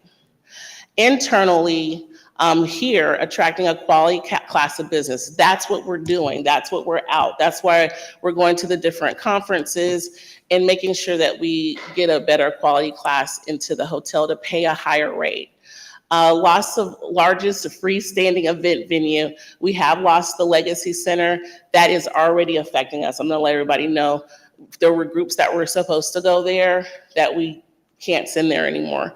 But we're trying to take that displaced business and put it somewhere else here in the city. Returning of the international travel, that is a focus tactic for 2024, like it was reported by Brand USA. And we still have some major market distress and ADR plateauing. We're not having that as much. We are still growing, but it is a plateau there. Our sales teams focus and target markets. We're all over the place. Like, we get the question all the time, well, what's your perfect piece of business? Our perfect piece of business is all business, because we are where the world meets. So national and international visitors, corporate and business travelers, our diversity groups, our cultural groups, associations, leisure market, family reunions. Guys, you all know Atlanta is a family reunion market. East Point is that family reunion market. They love it here. That's what we're really targeting. You'll see actually some new marketing material going out to attract more family reunions here, especially with all our art venues.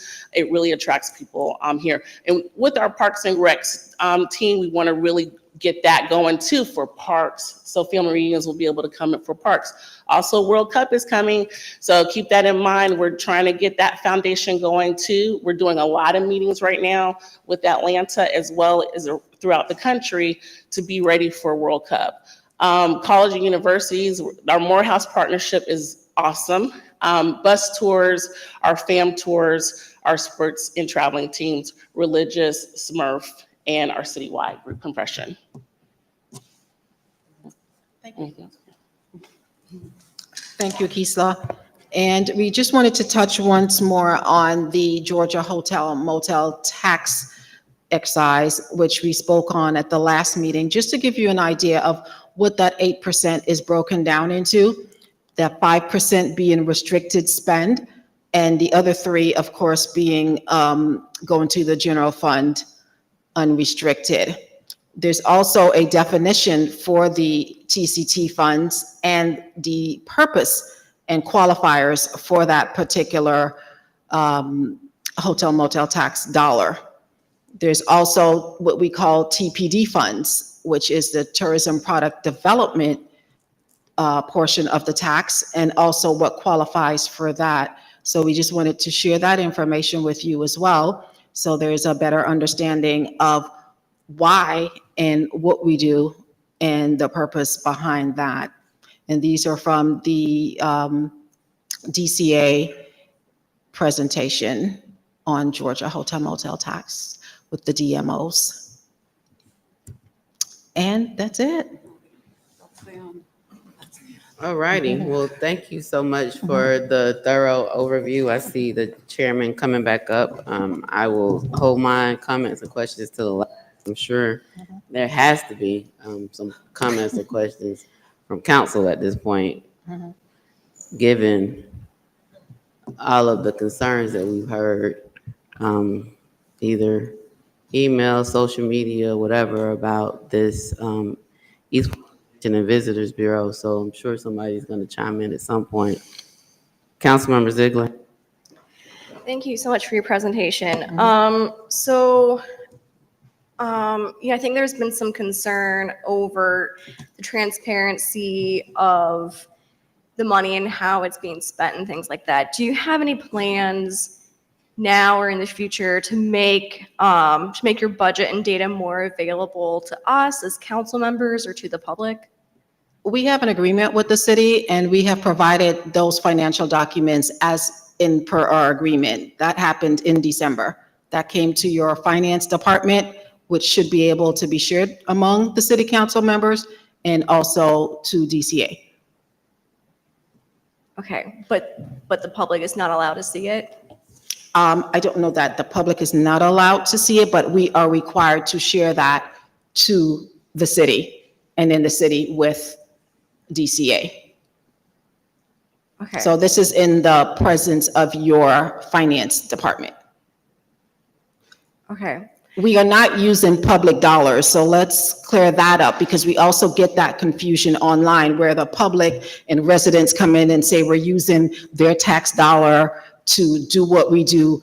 As I showed here, and clear definition of what TPD funds are and TCT funds are. This is hotel motel tax dollar funded. So our stakeholders are the hotels. So those are the folks that we respond to, and Neil can give you some more details on that as well. So we're not here to answer questions to the general public that have no education or understanding of the travel market and exactly what that means and why we're doing what we do. And that's why we did the presentation to share with City Council, whom we report to, on why we do what we're doing and the facts surrounding that. We didn't just come up with, we're going to go to Toronto or we're going to choose to go to Canada.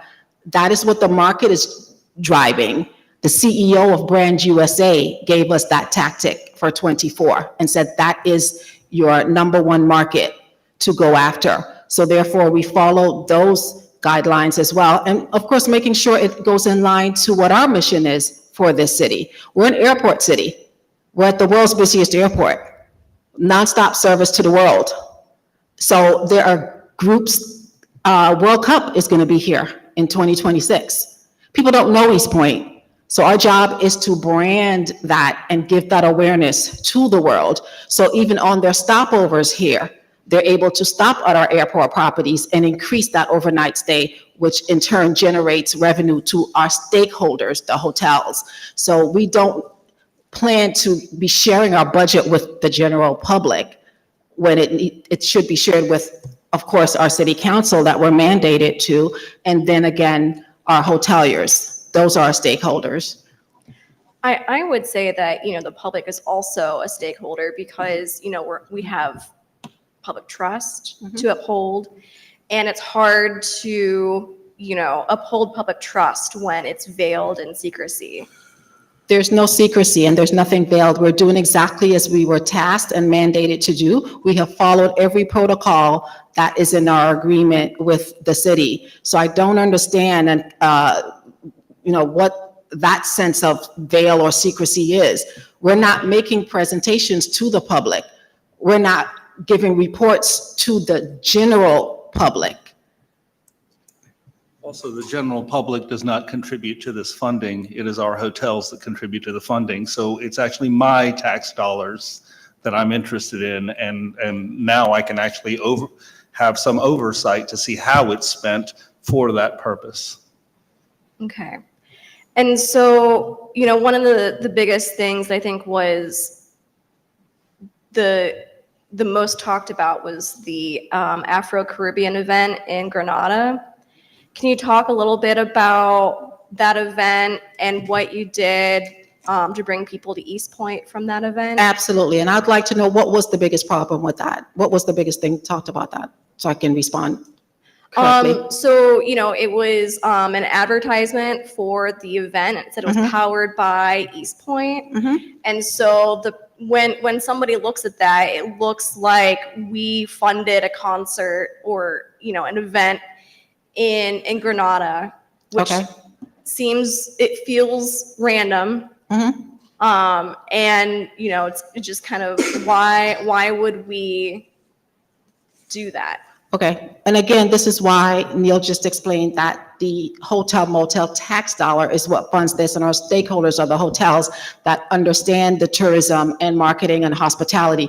The general public and general layman does not understand that. So we're not here to have to explain that to every single resident that has a problem with that, but that's why we come to these meetings to be able to share this. So can you explain it now? I will, yes. And I did earlier, that we partnered with a producer, a Georgia film producer that was filming a movie in the UK, Grenada, and Ghana, and Atlanta. We were able to convince him to choose East Point as the Metro Atlanta city, and these other locations were also involved. We didn't have to go to the UK, we didn't have to go to Ghana, but we were recognized and marketed in those areas. So that was the partnership that we did with that producer to get a film, not only the film created, which is going to Cannes right now in May, also there was a documentary being followed by MTV on that particular movie. So MTV and a film crew was in the city of East Point documenting the filming of that organization, which under normal circumstances would have been priceless for us to get that type of exposure in all of these markets, UK being one of them, the second also international inbound travel to the United States. So that's exactly what happened there. Also there, I want to make sure to point out that we sponsored advertising there. There was some significant rumors that were spread out that we went there. None of us went there. We just sponsored rather there wasn't an event that we hosted there. It was just the advertisement that we put in there so that we could get the film here in East Point as opposed to other metro areas in Atlanta. There was a business luncheon that happened there that I was at, and that's what resulted in the Prime Minister finding out about East Point and having his ambassador of diaspora affairs return to our city of East Point. So they invested in coming back here as well to learn about our city, to potentially do business with us. And again, they met with our mayor, our police chief, and others within the city, including hoteliers. So, and did site tours as well. So that could be a huge benefit and ROI for us. So to have to sit and explain every time we make a move to the general public, that is not why we're here.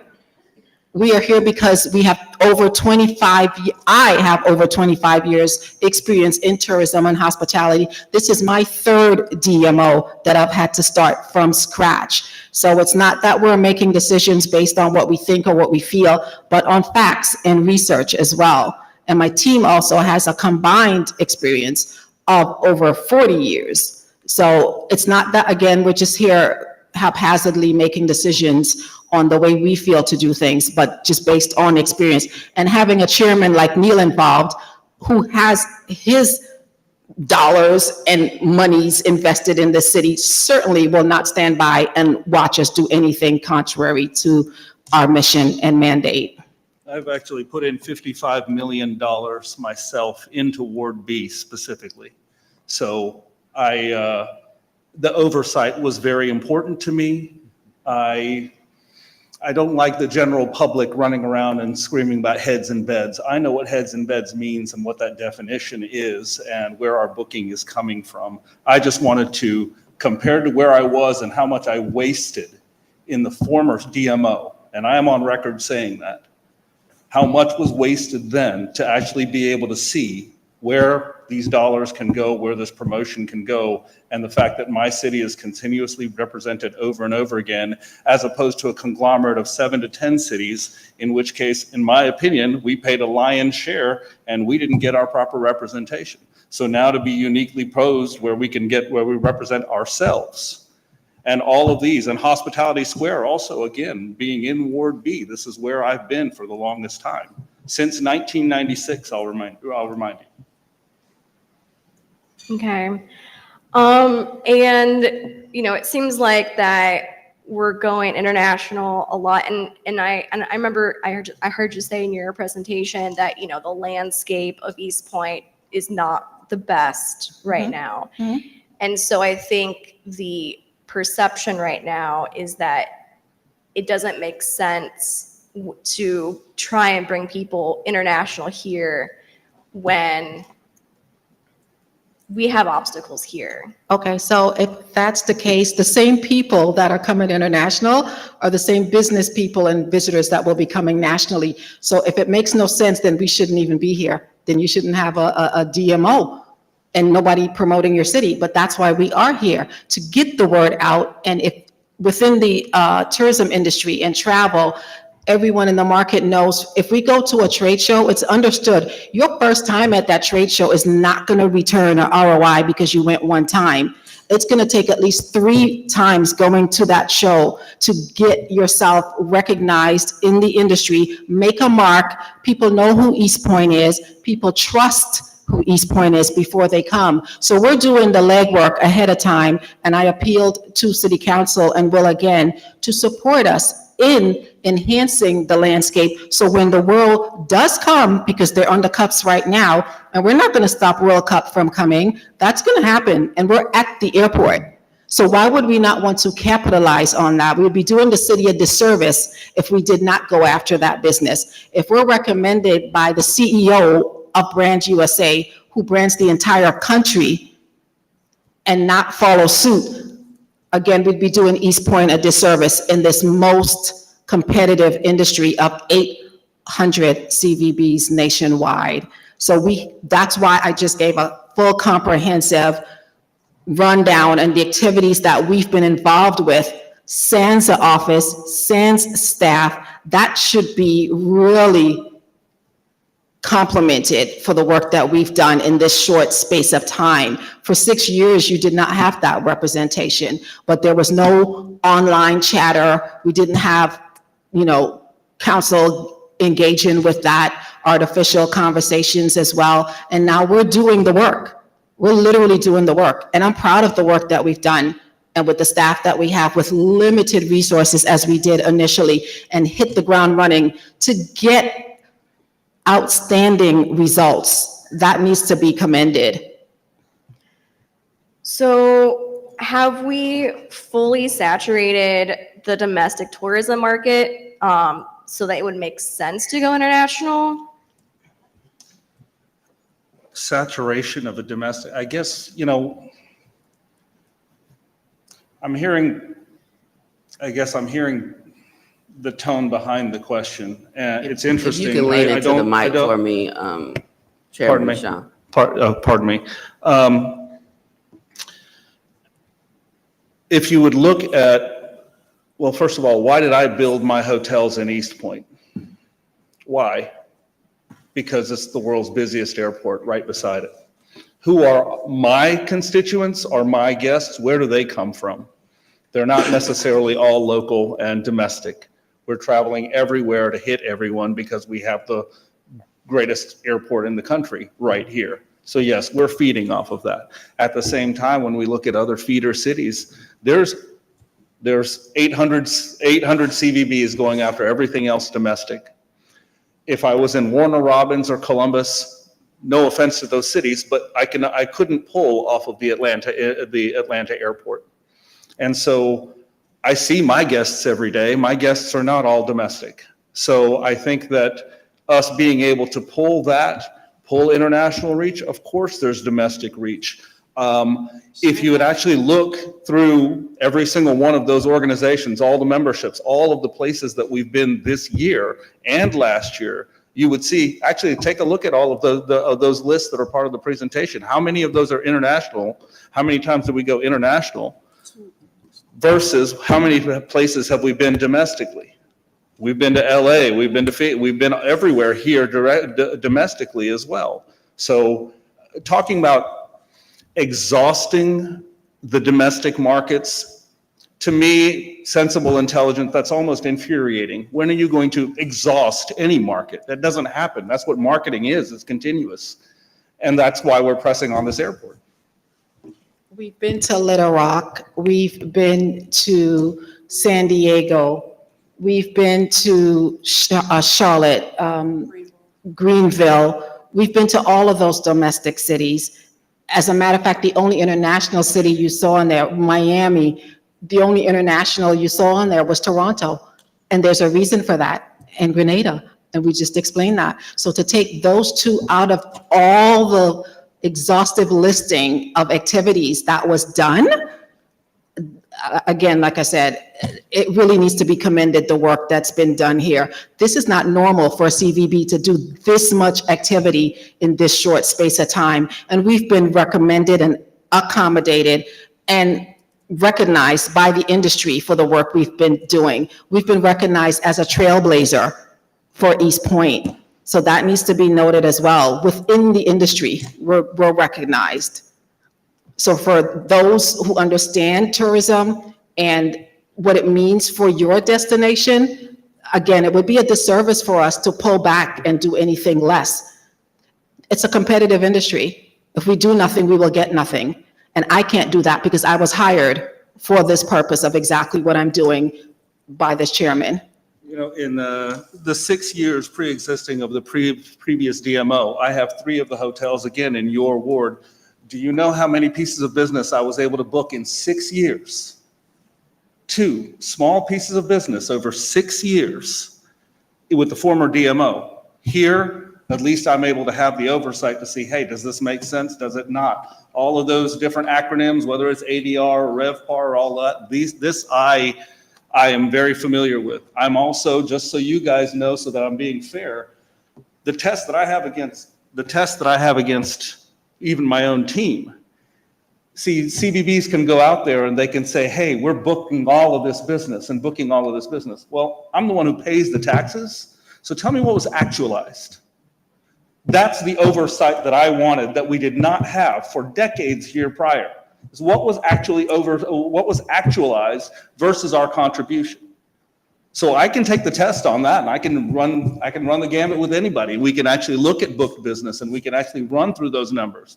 But after spending $2 million of my own money off the top in 3 years, yeah, I got to tell you that if you're not proud of what has been accomplished in the past year, I don't think you're gonna be, because I've never seen anything like this. And again, I've been in and out of 32 markets. Okay. Well, I appreciate you being here. It's just that there have been a series of events that have sparked kind of controversy, which hasn't really bode well to our name, I would say, because, I mean. I've been here 26 years, madam. Okay. What controversy? I disagree. I just think that I'm not a politician, never was, never claimed to be. Probably my first disclaimer to every single one of you that I've ever spoken with is I'm not a politician, so I'm not going to say the things that everybody wants to hear me say. I am trying to be nice to everyone, but at the same time, it's my tax dollars, and I'm actually representing the other hotels that are here. And I'm having conversations with these other ownership groups who are for the first time proud, who are for the first time active.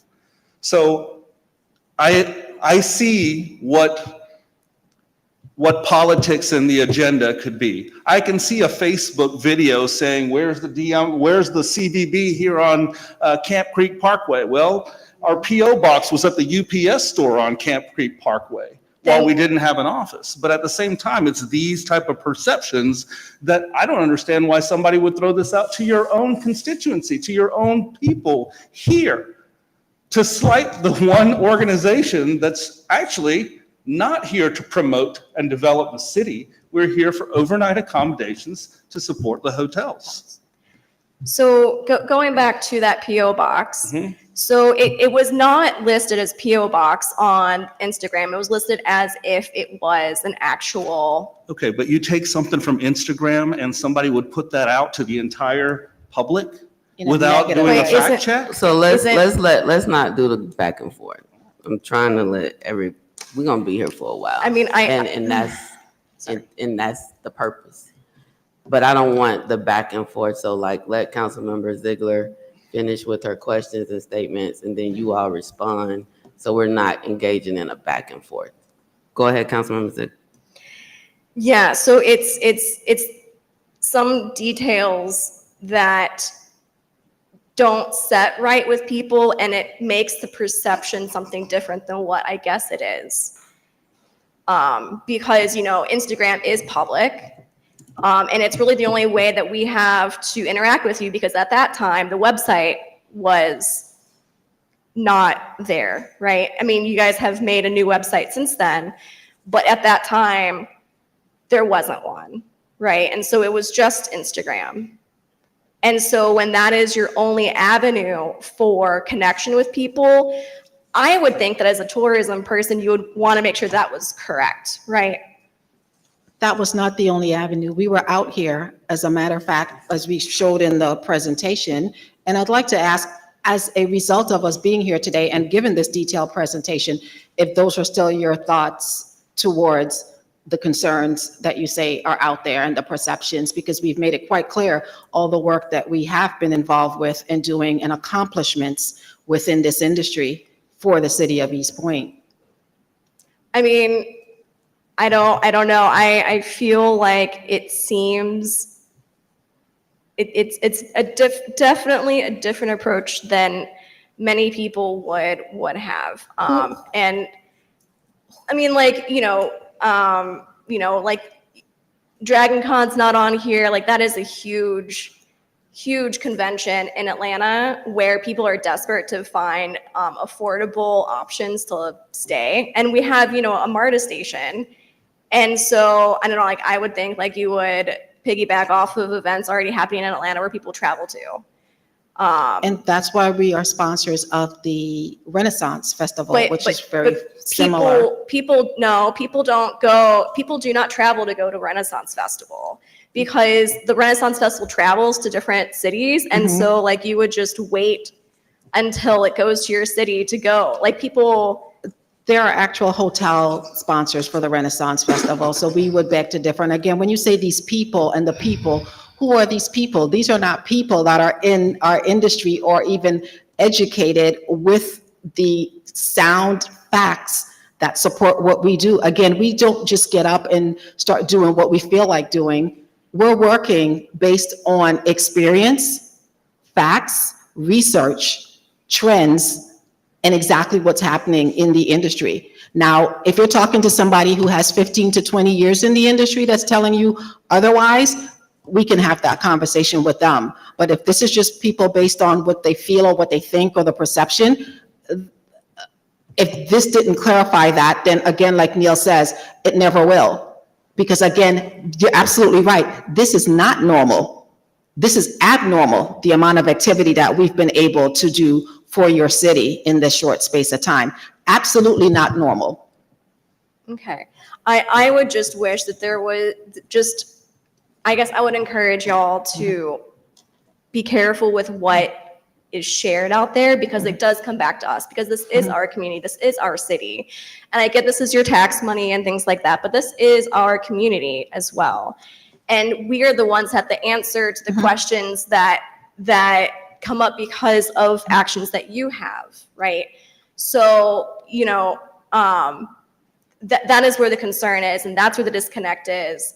And so I really hope that in the future we can partner together stronger to make sure that we don't have so much tension between us and the community. Absolutely. And here's what I would ask. If you do have questions, and we've made this clear from day one, when we came in at 10 days, I made a presentation and did 4 presentations within 2023 and made it clear and invited council, anybody with questions to come talk with us. So you could have called us, reached out to us and asked to come talk with us. There is no information on how to contact you, to be honest. Absolutely there is. So. Okay. Absolutely. Okay. So look, I've said before, Okay. the back and forth we can't have. All right.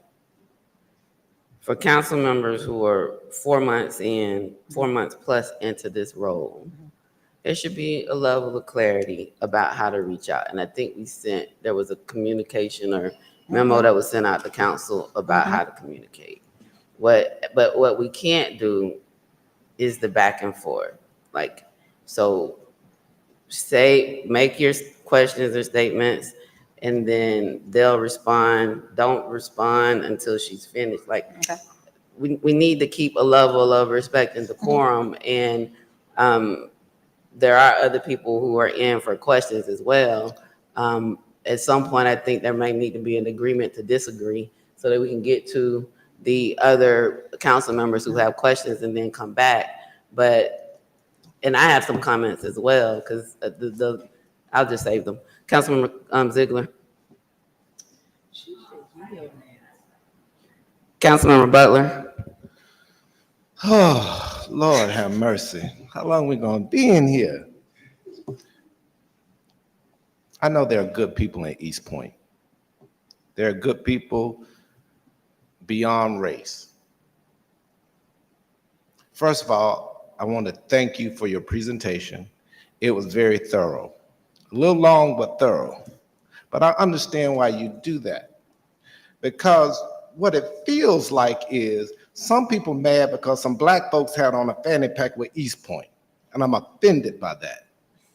And as much as I wanted to hold my tongue, it's offensive when all the facts have been given today and in December. For a man to come and spend $55 million in East Point starting in 1996, it should be some respect put on his name, period. And you can't talk about what it looks like when some people on this diocese is on Facebook and Instagram themselves talking bad about the city. When you were sworn in, your role switched from activist to counsel. It's your problem now. And some people that aren't here need to hear this. And don't mistake my passion as aggression and anger like some people like to do. It's called Southern preaching to a hard-headed flock. Do not come and belittle and berate these people because they marketed to the 78% of people that look like us in this city. And I know some of the people that may have said these things are good people. But sometimes good people are misguided. And as leaders on this diocese, it's our job to try to lead and show and put the best light forward for the city.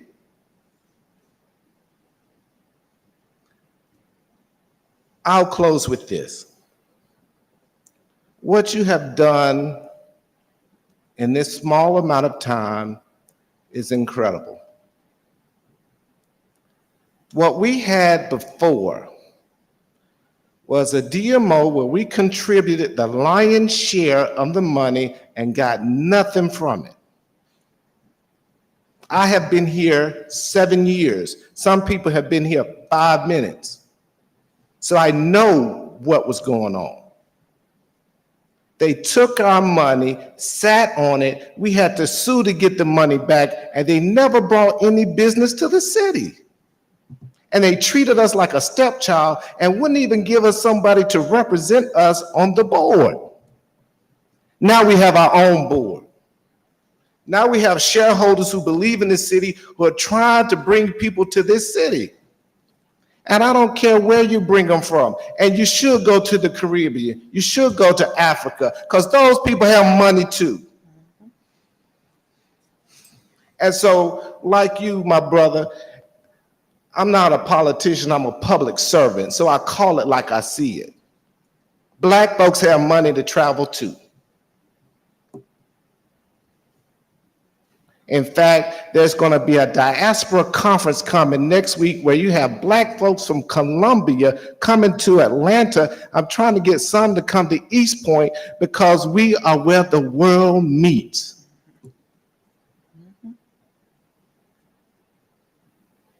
And to not call a spade, shame on me.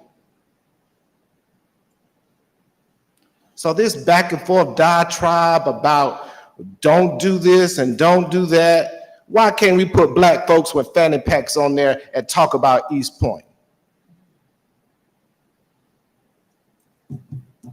Had they been Irish, would it have been something different? This brother knows what he's doing. When he brought this Chantel Francois to East Point, he lobbied for her. He knew he had the person that was right for the job. And I'm proud of the work that you're doing. Thank you very much. Thank you. Councilmember Mitchell. First, I want to say thank you for the presentation and thank you for investing in our city. It's much appreciated. Could we go back to that last slide if we can? The very last slide. I think the other concern in the city and amongst the community has been on the use of hotel motel taxes. I'm not sure if you guys are aware, but the city's already, well, previously have been put on probation for misuse of those funds. And I'm glad that you are sincere about actually overseeing what's happening with these things and making sure we're in concordance with state law. I think we should all sit down at some point. I know we're going through the budget today, but I want to bring somebody in to present. Actually, I think this happened on the last council before we were elected. There was a presentation given on the proper use of hotel, motel tax money.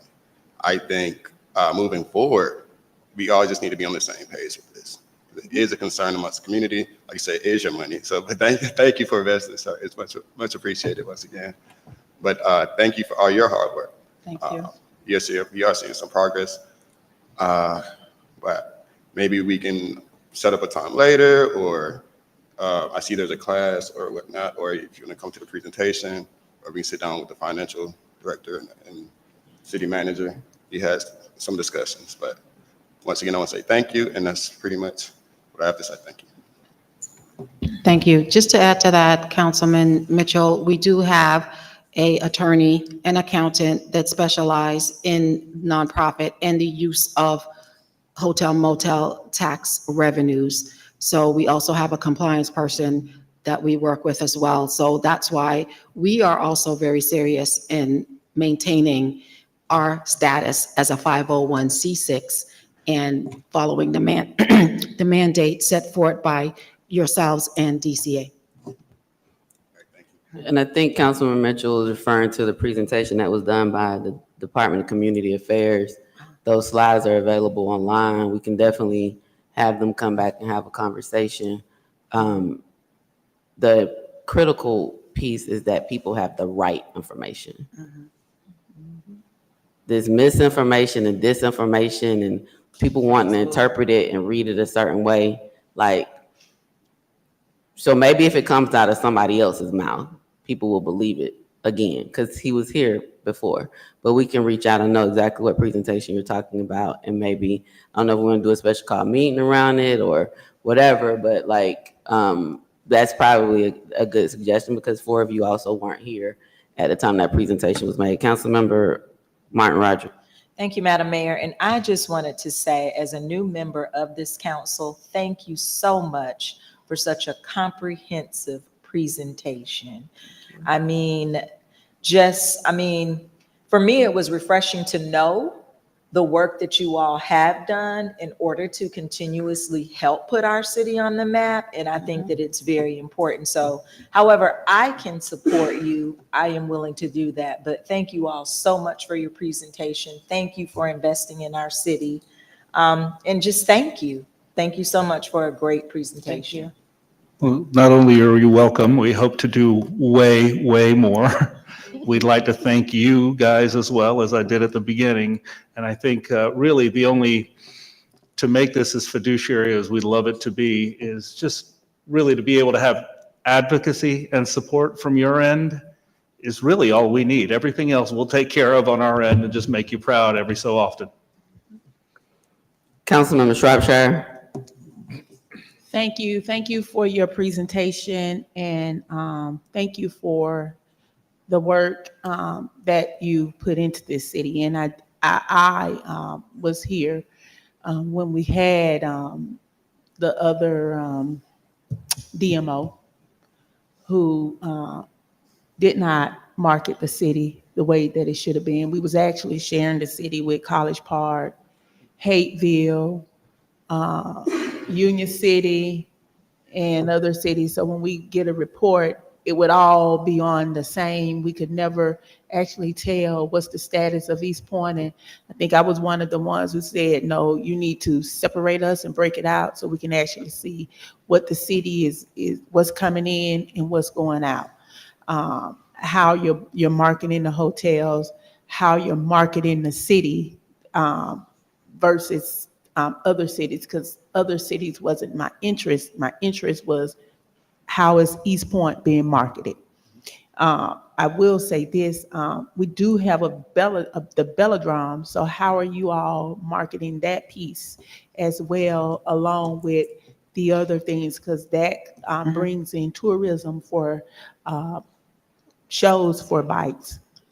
I'm glad you mentioned that. We've actually been in talks with the Velodrome and developing a partnership as we speak.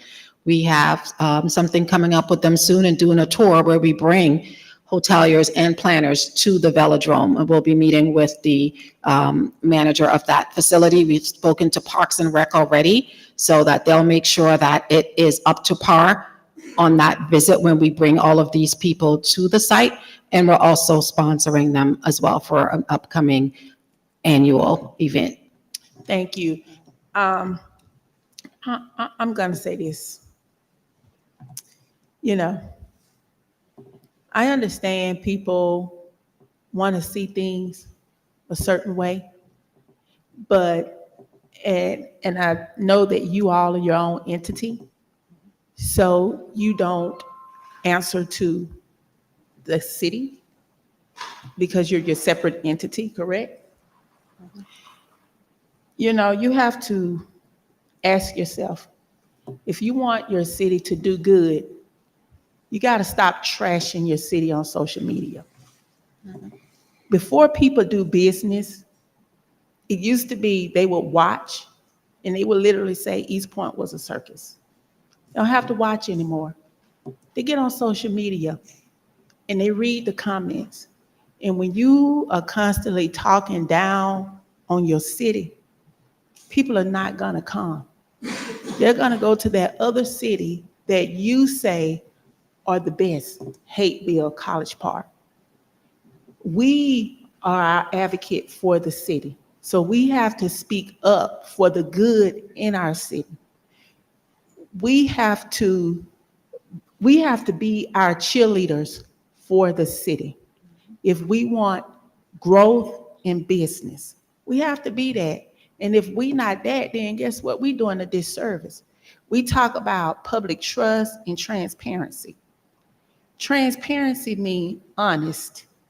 So when you talk about public trust and transparency, what you're saying is there's no honesty. That's the opposite. There's no honesty. And there's secrets being kept. And I don't think that is, I know that's not going on.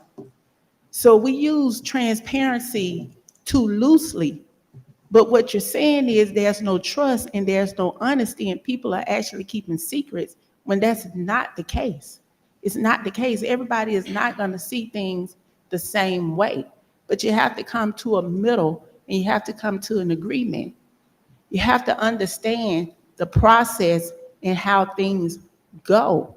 And nobody is trying to withhold or keep anything back that's going on. I've been here, my nephew is almost 40, so I'd say 35 years, but he was born in 85 and we moved here in 85 and I think he's almost 40. So, you know, that my mom and my dad invested their taxes.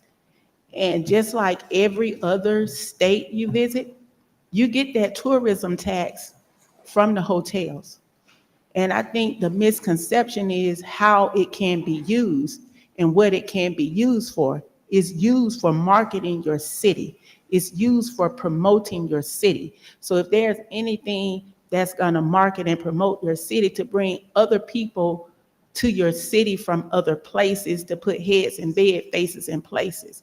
What we need to work on as a city is a attraction that's gonna actually get people here instead of going to Atlanta, to the aquarium or to places like that. What can we do to bring people here to our city that's an attraction that's gonna make them come? They've already said we don't have convention centers that's large enough to hold people. So the only thing we do have is family reunions and for smaller scales event. So as a city, what can we do to get people here that's gonna make people wanna come? I know we're working on our auditorium,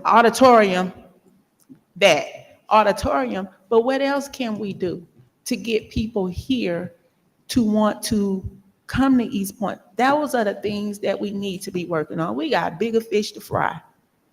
Then to me, this is the small stuff. We got bigger fish to fry, and that's what we need to be focusing on how we're gonna build to get people to come and stop trashing your city. And I'm sure they probably talking about me right now, but guess what? I really don't care, because that's what they do. But what are they doing to get people here that's gonna put heads and beds and faces in places? I challenge them on that. Thank you. Councilmember Ziegler.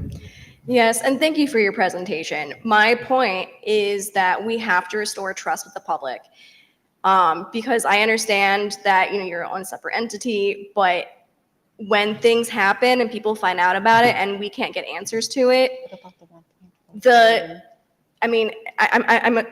I know that you know this, that when the vision isn't clear, when we can't get answers, people do assume things and people do assume the worst. And when it comes to, like trashing our city, I think that it's not trashing our city. I think that we do need to recognize our obstacles because we owe that to the community. We owe that to the public.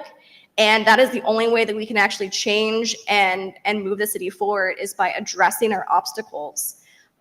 Because if we just keep saying, oh, everything's fine, I don't know how that's actually going to help our city do better. And I know that I have found that frustrating as a resident. I have found that my trust in the city and officials and everybody, it goes down when I feel like I'm not being told the truth. And I think that every one of us has that responsibility for upholding public trust, and anything can fuel, distrust. And when you don't have trust of the own community that you're trying to promote, I don't know, I don't know what to tell you if you don't see value in that. But I wish you the best. I appreciate your presentation tonight. But some small things can blow up because it can look like something else that is not. And then we have to somehow address it, right? So that's all I'm saying. And thank you for coming tonight. So I've been real patient. And let me start with this, because I'm in my 11th year. So when I got here, we had the ATL, Convention and Visitors Bureau, which is the Convention and Visitors Bureau that was here when former Mayor Hilliard was here and put us on the world map. And in fact, Ms. Francois was the East Point account rep at the ATL, Convention and Visitors Bureau. And at that time, we were on Delta planes in the magazines. We were being promoted. There was a decision made to go from ATL, Convention and Visitors Bureau, to what then was just College Park DMO. College Park wanted to partner with us to bring in more revenue, and we went to East Point College Park DMO. Then they added Hateville, then they added Union City, and we were giving millions of dollars per year to that DMO. The city with the second highest number of hotels. And we're getting nothing for 6 years. Now what's amazing to me is in them 6 years, ain't nobody asked for their budget. Did nobody ask them to break down what they were spending, how they were spending. The only thing they did was spend the district. They were going to trade shows and other stuff like that. They brought a convention here and said 8,000 people came. This was recent, like right before we changed to this DMO. 8,000 people, and they booked 3 rooms in East Point. 3. I'll go back and check my email to make sure I'm accurate, but I specifically asked. So people have questions about actions of an organization that is actually focusing on marketing East Point. But for 6 years, I sat here, 6 years, not one time did I hear anybody ask for their budget. Not one time did I hear anybody try to tell them about where they should be marketing. They weren't really marketing us. International, they were barely doing that. State. We got none of these questions. 6 years, they would submit reports. They barely came to even present to us about what they were doing. And nobody in the community was asking questions. Radio silence. In fact, the proof in the pudding that they weren't marketing us is that we didn't have anybody on the board. They never appointed anybody from East Point to the board, although we should have had one. Their board member filed a complaint on the city of East Point with DCA instead of just having a conversation. And yeah, the issue was at the time, it wasn't even what they raised. The finance director at the time didn't have it set up right. And she inherited from the previous people. So we ended up having to clean up. But then we filed a complaint on them because they had millions of our dollars that they had not spent on marketing our city. And they ended up having to pay us over twice as much as the amount we sent to them. Over $2 million for failure to market our city. No questions. Radio silence. 6 years. Hotel motel tax. I mean, we've said it till we're blue in the face, but we'll get some other people who look a little different to come in and say it. It's 8%. The restricted portion. So unless people in East Point are having staycations, and they're actually staying in our local hotels, then they are actually paying this tax because it's on every hotel stay in the city. The 3% is restricted that must go to them that cannot be spent from anything. It don't even come, it comes into the general fund and must go out. It must go out by law. It's required to go to them. The other issue was with the complaint is that we weren't sending enough money to them.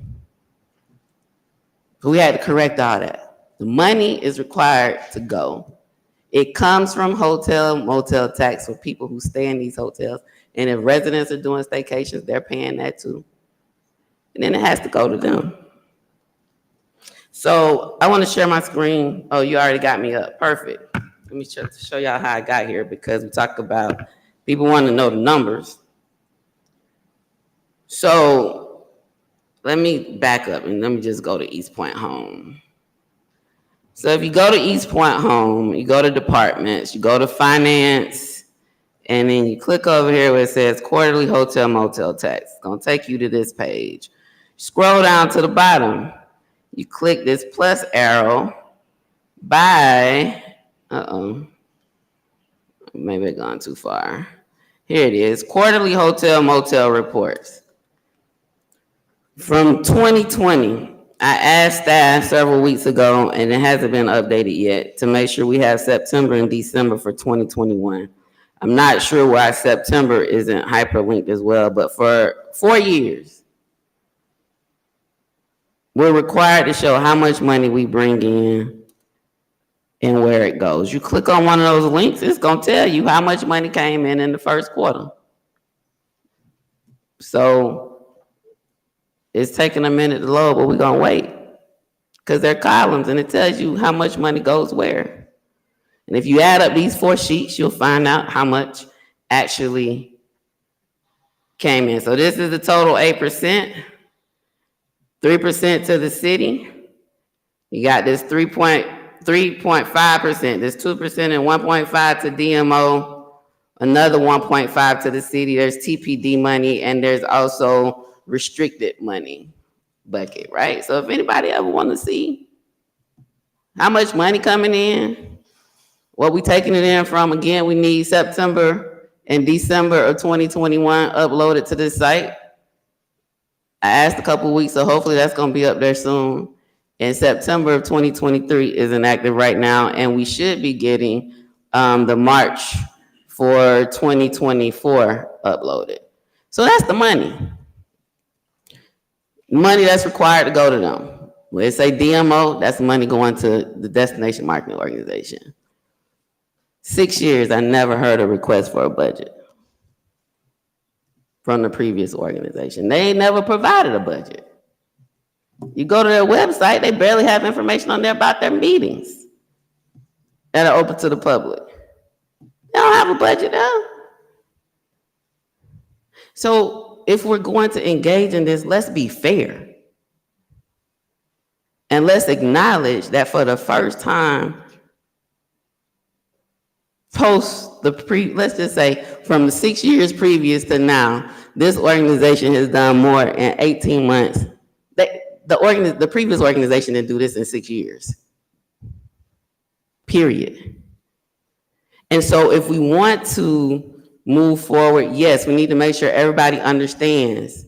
There are a number of presentations out there on the website. There's information that's been shared, but I think we need somebody to come in here and say it. Maybe people will believe it if somebody else says it again. But they're clear. The focus is to get people to our city, to do things that promotes and brings people to our city. There is an example of the Hateville contract with our former DMO, their DMO now. That is a part of a training that I went to in GMA, I think it was last January. And they put two excerpts from the contract in this presentation. The guy from DCA, Tyler, did the slides, he put it in there. And they list city events that the DMO sponsors or promotes. One of the things the previous DMO did while they were here was they did promote Wednesday Wind Down. They did do the advertising and promotion for Wednesday Wind Down. And I know there's been an ask of this DMO to stay 10 feet away from it and not to do anything with it. But nobody asked the previous DMO that. Nobody was bold enough to call them, to tell them how they should spend their money. But they did it. So maybe if we put on the record and make clear that the previous DMO did promotion and marketing and advertisement for Wednesday Wind Down, as well as other city events, it'll be okay for this one. So I knew we was gonna spend a lot of time on this tonight. Intentional.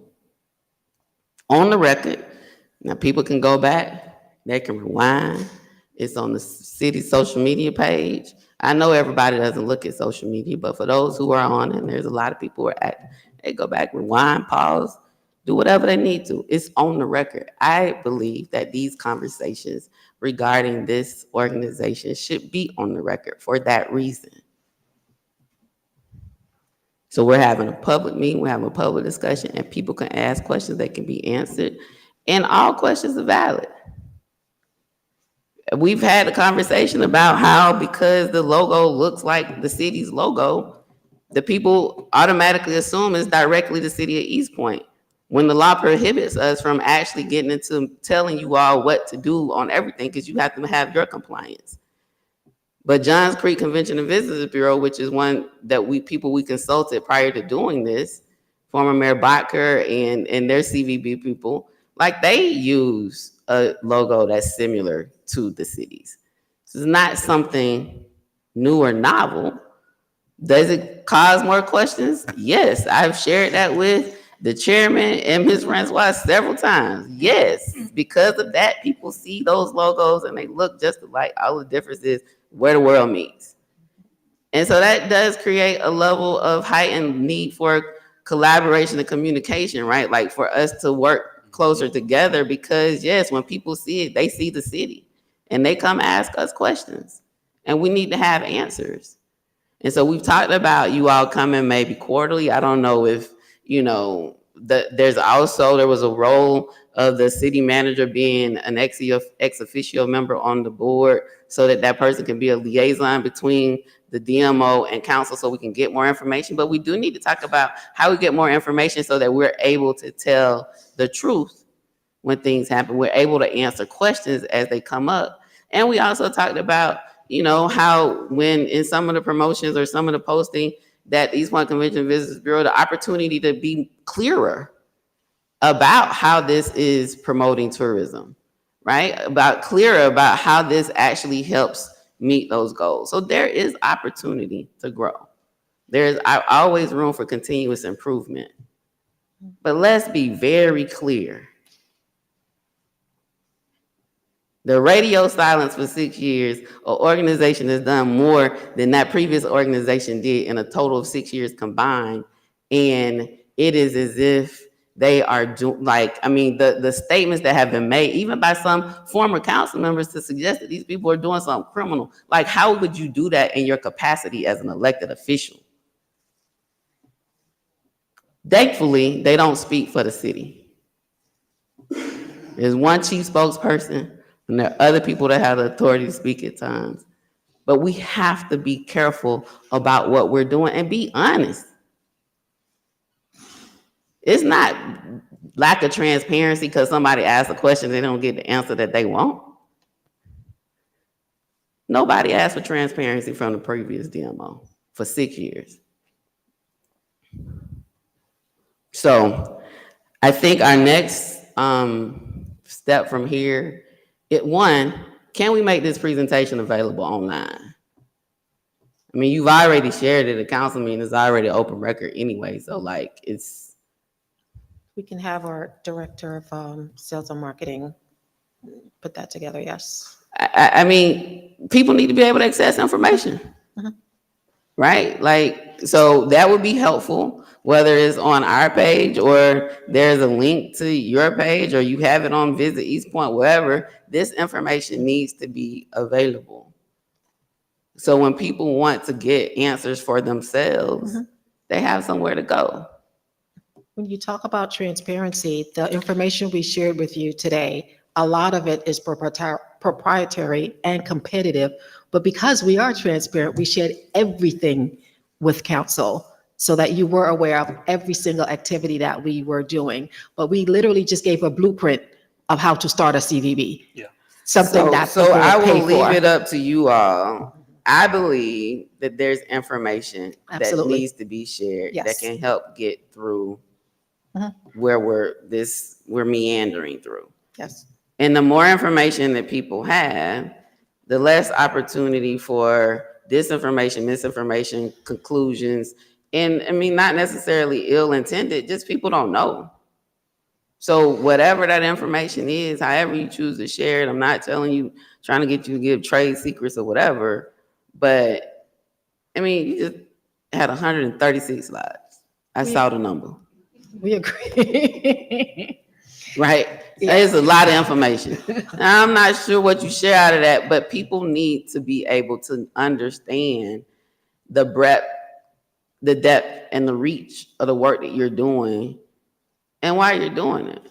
We agree. And yeah, it comes from the hotel owners, and it's good to know that they're happy at this point. The community does still ask us questions, and we have to be able to respond.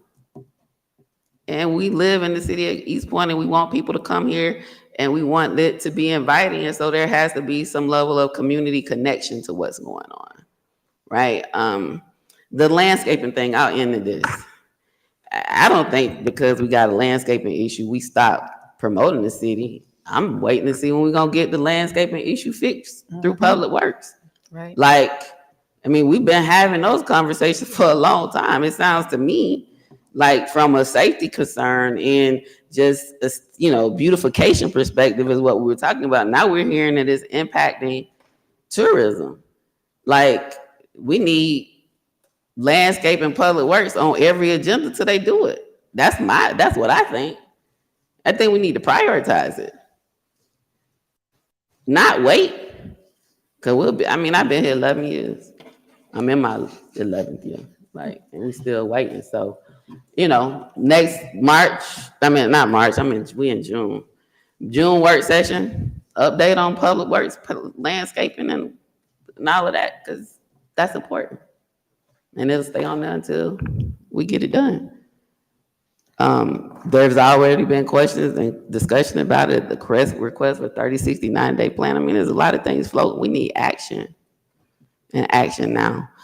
The other thing is deciding when or if we want to invite Department of Community Affairs, because maybe people will actually believe him. I mean, I think if I could remember the meeting, they go back and watch it. But we can have them come back again and do the presentation. I don't know if we want to do a special call meeting for that or to have it a part of the work session or put it on the first meeting of the month, because those agendas are generally lighter. But, you know, it's hopefully the second, third time is a charm. And they'll come back and people will hear and believe what he says, which is aligned with what is being done. And so I'm not sure if, I know June is, we have to approve the budget in June. And I don't know how, if we want to try to do that on that first Monday, but, you know, maybe we look at sometime in July or special call meeting or whatever. We can share some ideas around this council, how we want to do that. And then, you know, a cadence for you all to come back and share with us. Now, whether that is you're giving us a quarterly report in person or you're sending us, you know, the periodic report, whatever,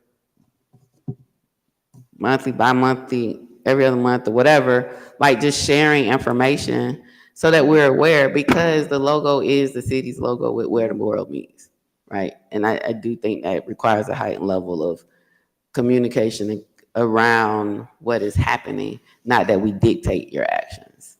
So thank you so much for being here. The landscaping will be on next month's work session. Hopefully we'll actually see some actions around that. Gateway still not right. Hotel still, still opportunities. And it's not just get it right one time, it's consistency. Thank you all for adopting the hospitality area, as you named it. And then we need to figure out a date for, to invite DCA to come speak to us and present again the 8% hotel motel tax and all of that. And then we, you know, you all can share with us the desired cadence around just communication. Like, how do we improve communication so that people are aware? That logo makes people reach out to East Point. And so we do need to have information. That was a question we wanted to bring to council as well, because with the branding of the city and the new website, there was a logo as well that went along with the branding. So that would be a decision for city council to add to what we do. Do we have a separate logo or do we share the same logo as the city? So we do have a branded logo that can go along with our brand statement and the look and feel of the actual branding for the city. I think we're looking to you all for guidance around that as an East Point Convention, as a DMO. Like the ATL DMO doesn't have one. When they were College Park, they didn't use College Parks. When it was a College Park DMO, and then we joined them with East Point College Park. So I can't remember if they used, but I don't recall them just using seals. So there's also the other side. DMOs don't use, they use something separate. But your organization is a separate entity that we contract with, and yes, we can have conversation with you, I guess, see it or whatever, but the decision around that is, you know, you all have done a lot of branding. I don't know what that looks like, so. Just FYI, the week of May 19th is National Travel and Tourism Week, which is a nationally celebrated event. And this is where we go out into the community and share information and open to answer questions to the general public. And we invite the residents to come and hear about what we're doing, why we're doing, and what tourism means for the destination. There'll be a list of activities. I think, has it already gone out? Social media this morning. On social media this morning, it went out, and it'll be on our website as well. So there'll be a full week of activities from the 19th, actually starting on the 18th at the Renaissance Festival and going throughout that week. Oh, and one last thing, you all probably should reach out to the realtors that were on the Legacy Center project or the current owner still as they're transitioning. I believe they probably may have sold it to someone who might be still interested in this type of venue. So you definitely want to reach out to them. You said the Legacy Center? The Legacy Okay, Center, the one yes. you all said is Right. impacting your bookings and things Yes. like that. Like Yes. you want to reach out and have those conversations. Absolutely. so that they can share the desire with the new owner. Maybe that can help influence them. You mentioned Tourism Week. If we can share that information on the city's social media page so people will know where they can visit for Tourism Week, that would help to get people out as well.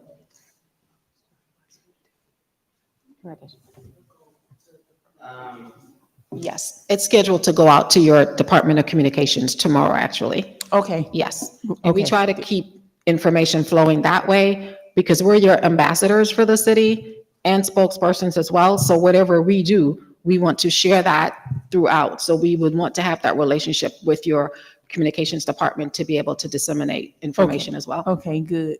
Okay, perfect.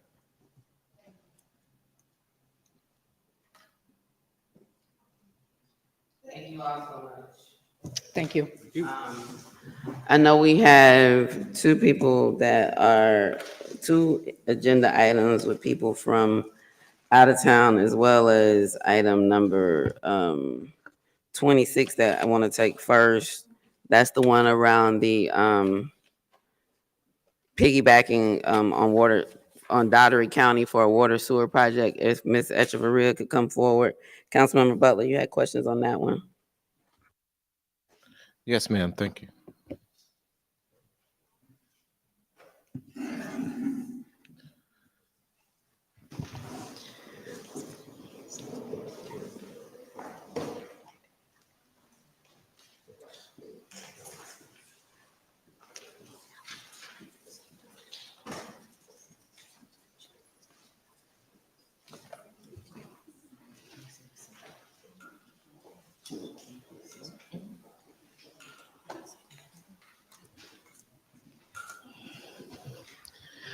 Good evening, Mayor and council members. How you doing, Ms. Edgeworth? Good, and you? First of all, thank you for what you've done with the quick turnaround. Thank you for the quick turnaround on, say, Sir Henry with the water issue. Yes. Could you tell us a little bit about this contract? I think it was a $600,000+. Yes, so, can I go back? You know, I briefly departed the city in 2021 to 2022 for about 13 months. Prior to me departing, I presented to council a design and construction of much needed water treatment plant renovations. When I came back to the city of East Point in August of 2022, nothing had been done. So there had been no communication with the vendor, so we had to start over again. In July of 2022, the plant was inspected by Georgia Environmental Protection Division, and it did not meet compliance. So I have a few pictures I would like to share because I feel like the pictures would definitely give you more depth of understanding of the conditions of the water treatment plant. This is definitely a time-sensitive matter. We are due for our next inspection, August of 2024. So here you see before and after pictures where we had portions of the water treatment plant dilapidated, falling off, so they secured that. They also pressure washed. You see before and after pictures. Everything that we do in the Water Resources Division, including what is required from the water treatment plant, is not what we want to do, it's what we're required to have. We had molding and other things moved from the exterior of the building by Williams Strategic. And we also had a water line rupture in the water treatment plant, and it flooded the basement. Our clear well also needed to be rehabilitated as well, and you can see the before and after photos. And we also were mandated by EPD to repaint all of the pipes incoming with raw water and the treated water leaving the plant. And this is the water operators building. Okay, so currently our water operators have been operating out of the lab. According to Georgia Environmental Protection Division, that is not a quality controlled environment. So in the 2022 inspection, we were mandated by EPD to start renovations. So if you look at the photos here, we have re-gutted the building. What has taken time is design. The plant was built in 1950. We do not have the original plans for the water treatment plant. And since we're talking about demoing walls, inserting windows where we don't have any, that's what we're actually waiting for, was actually engineering design. So at this point, my request tonight is for Mayor and Council to review the purchase order. From that, we will submit through the planning and planning department our permits for building, plumbing, and electrical work to make sure that we can meet that deadline of August. Now, Williams Strategic was a state vendor, and so that's how we got the contract to piggyback off of. So the goal here is they claim and they have indicated that they can complete the work of the operators building within 30 to 45 days of receiving the purchase order. So they've already started the work? No, we don't start work until Mayor and Council have approved us to do so. So who did the work before? Williams Strategic. So another issue that we've had in the past is funding. This So I same would company? love to renovate the plant all at one time. We just don't have the funding. So what has allowed us to get to this point is the municipal option sales tax. So we know that that money has to build up into the account. And so we just now have enough funding to actually renovate that entire wing. I don't have any other questions. Thank you. Yes, ma'am. Okay, thank you so much. That's item number 26. Let's go to item number,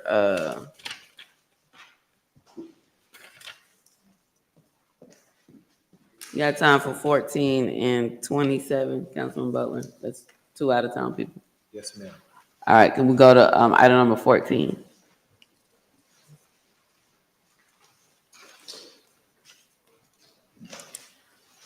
Mr. Brown, item number 14. Study. Yes, as you know, we've been working on this for a while. Deputy City Manager, Ms. Jessie, has been the front person, and we have Evergreen here this evening. I don't know the lady's name, but I'm sure she's going to introduce herself to the mayor and council. I was gonna say really quick, we can't see the presentation on our screens. We have like a live stream. It's like just a showing live the live stream. Mhm. Okay. Oh, he's on my, maybe he's on. No. They're still, they're back on this one because I told them that I thought it was just this hour. So The I ones tell on them this something. side, have it, and the ones on this side. Yeah, that's what I'm saying, but I looked around, I was like, oh, they're good on this side, but I guess it's, yeah, but then I already let them know. Okay, What was that earlier? No, That was Well, okay, all right. Thank you very much for your patience. All right. Well, you can introduce yourself and we can shoot it. Yeah. Oh, yeah, we're good. Thank you. My name's Kelly Bracci. I'm here with Evergreen. I'm a senior consultant, and I've been working with Miss Iris, Miss Jessie, for probably over a year now. We've been working on this compensation and classification process for you guys.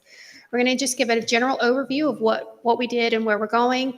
I do want to be very clear, this was not an overview of every single position. These were the 32 positions that were identified by the city as being most below market, and that we wanted to ensure that internal equity.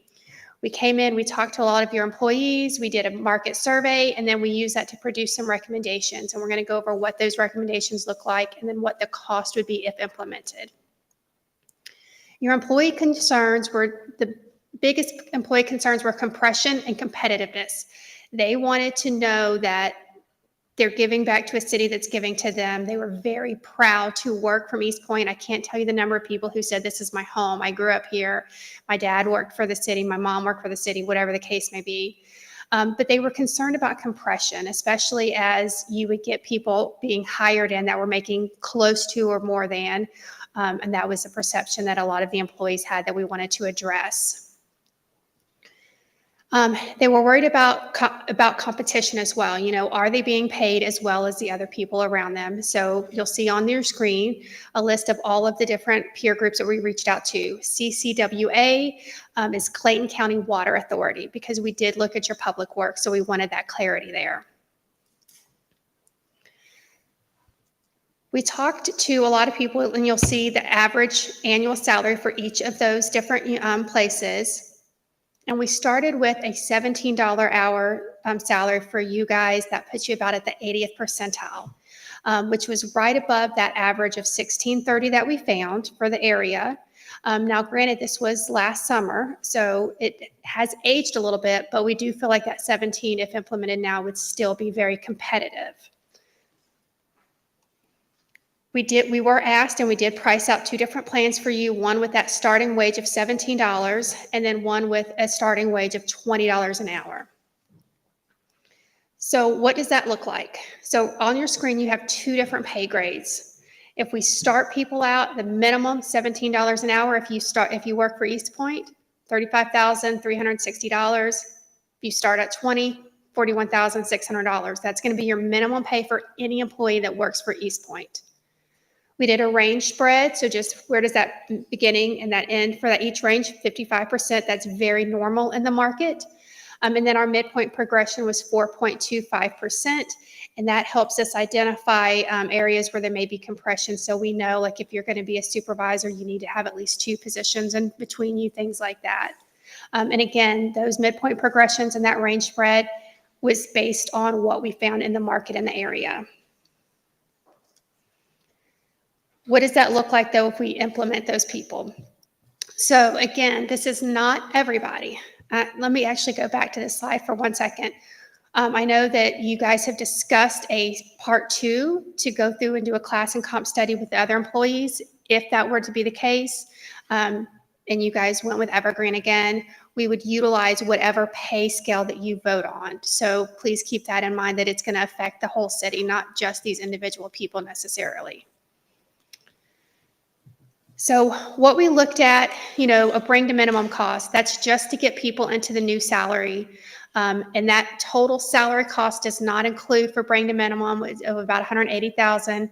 That does not include things like workers' comp, insurance, taxes, things like that. We looked at a class parity, rewarding them for how long they've been in their classification. So if they've been in their classification, say 15 years, they would move halfway through their pay range. The tenure parity, which you see that one is just over $1 million, $1.3 million. How long have they been with the city? So if they've been with the city for 30 years, they're going to go all the way to the top. And then the hybrid option, which gives them full credit for their time in class and partial credit for their time in tenure. So if you have somebody who has been with the city, say 10 years in their class, they would get full credit for that 10 years. And then if another 10 years they were maybe in another classification, they would get half credit. So a total of 15 years, and they moved midpoint through their market or through their pay grade. Based on some of the conversations that we've had with the city, what we are recommending in conjunction with Ms. Jessie is the bring to minimum and selective hybrid approach. You had some classifications that were more than 10% below market.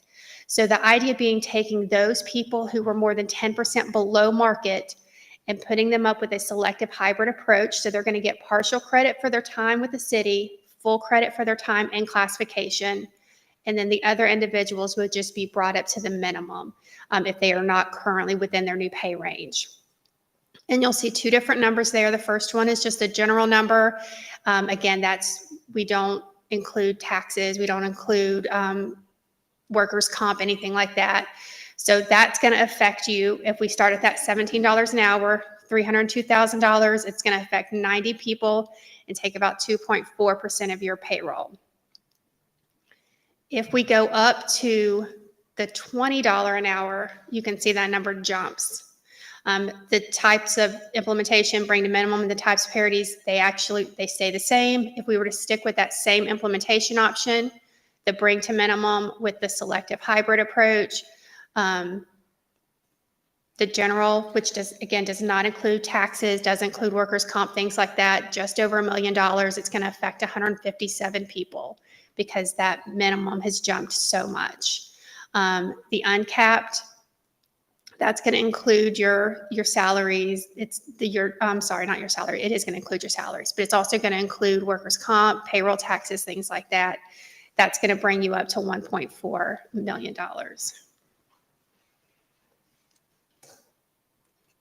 Any question? Oh, after you guys look through this, you're going to want to select an option. I would suggest, because our current implementation date is October 1, 2023, which was the last date that we were given. We haven't been given a new implementation date, so we haven't updated those numbers. But I would suggest selecting an option, finding the new implementation date, so those numbers might change a little bit, and then communicate to those who are affected what their new salary is going to be.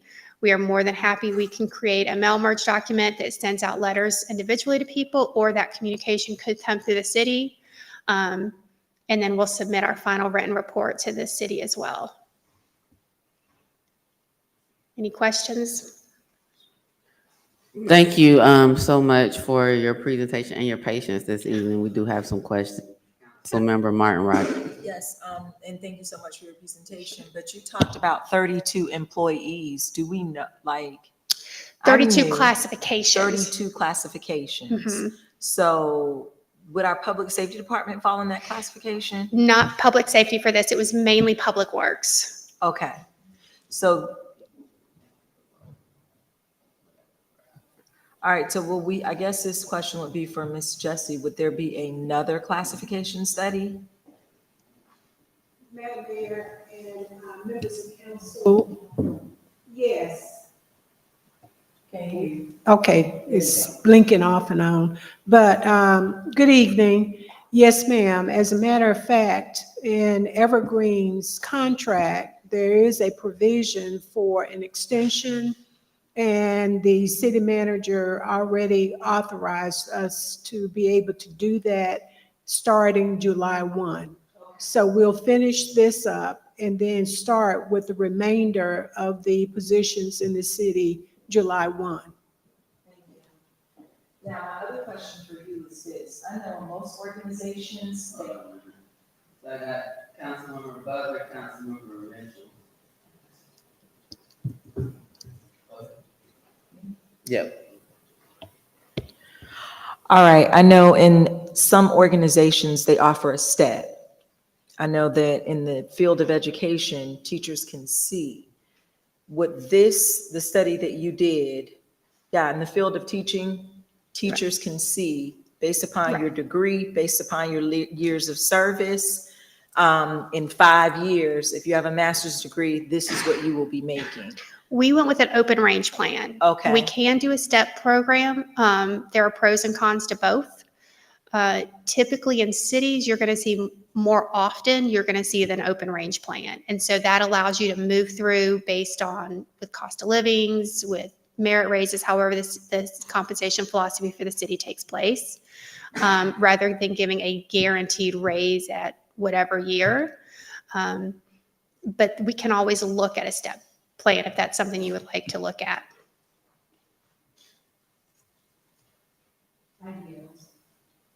Councilmember Butler. Thank you. This question is for Ms.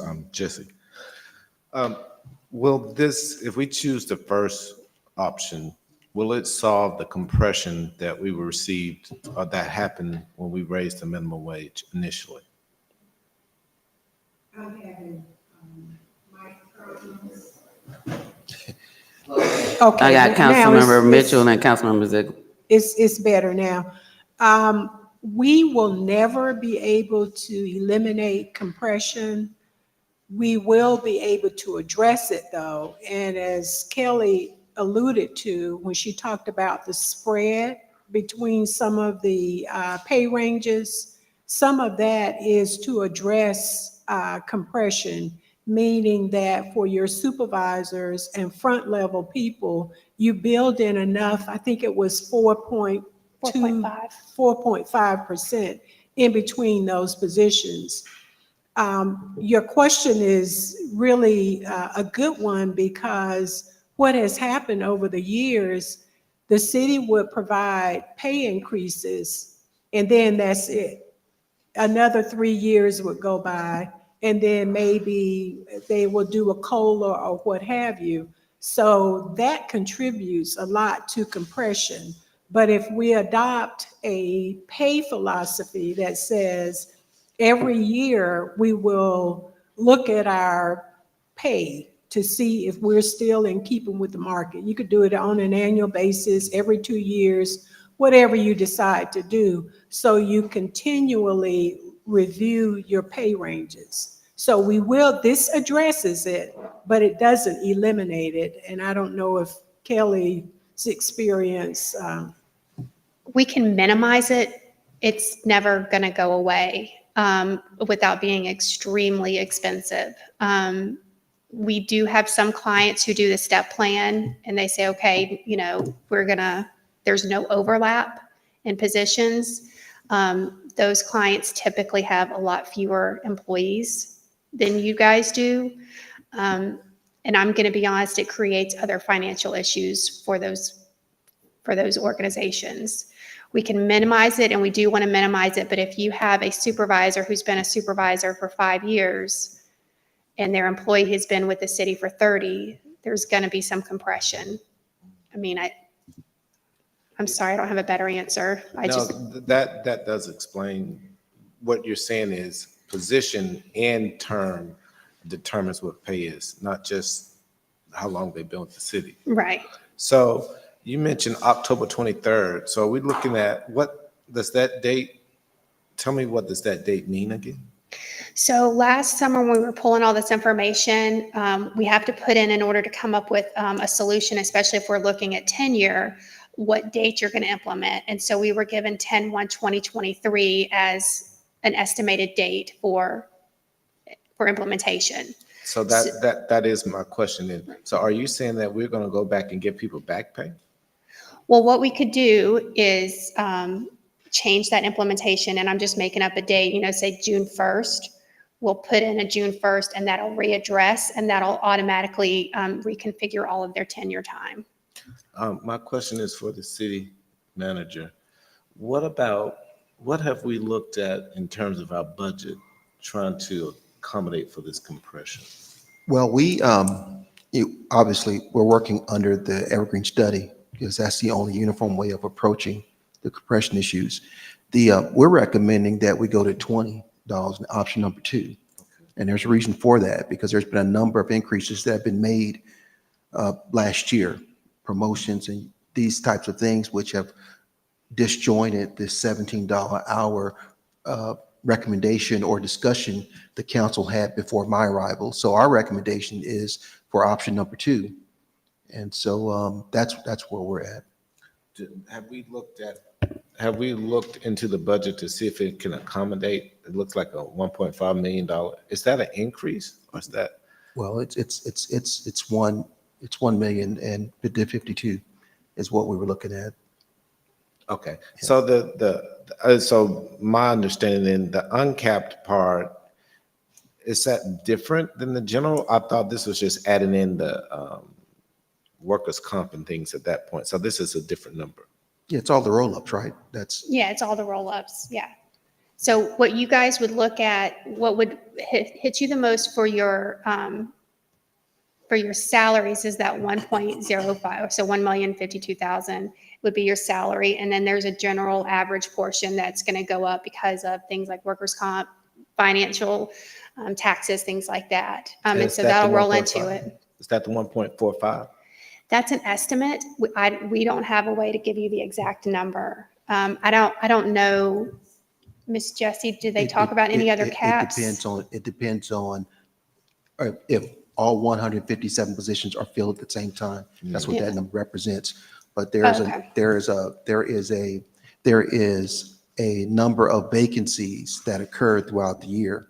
I'd say maybe 40 to 50 positions that are vacant throughout the year. At least that's what I've been seeing.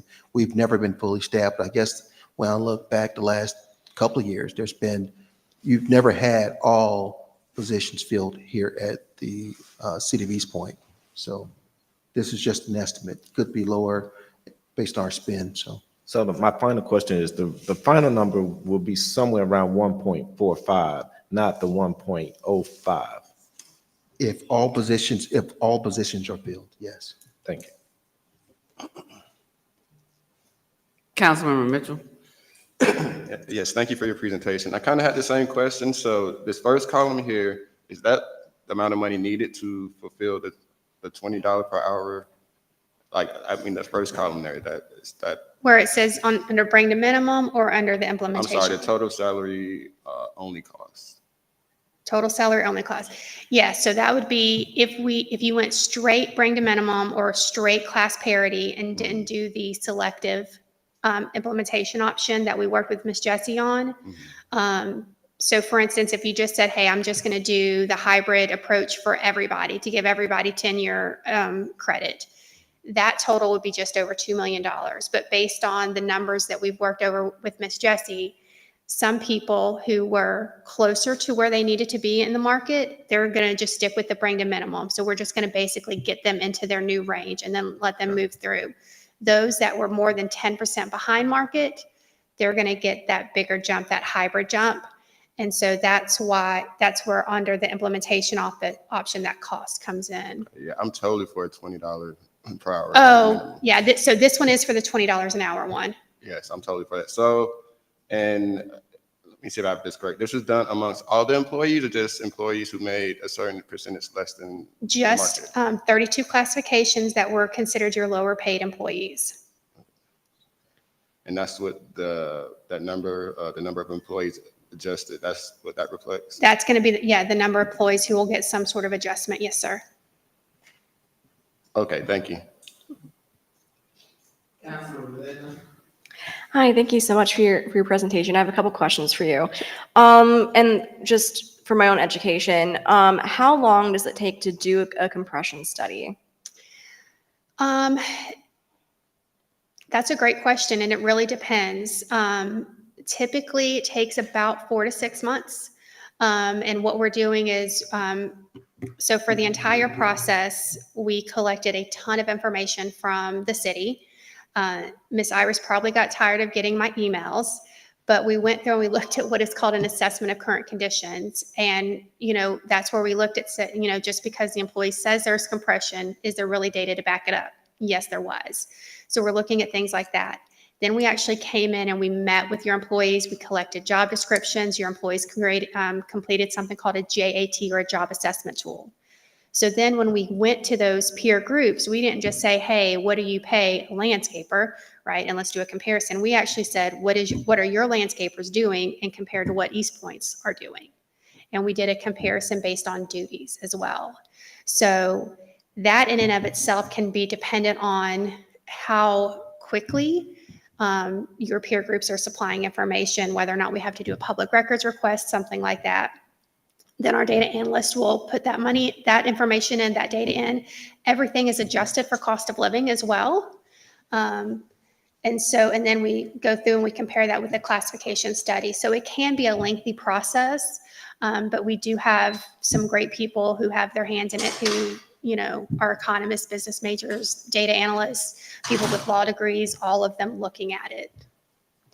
And are we on some kind of a schedule to do compression studies on a regular basis? That would be a Ms. Jessie question. No, ma'am. You have not adopted a pay philosophy. I think in the information that I sent out to you all, there was a pay philosophy for the council to consider.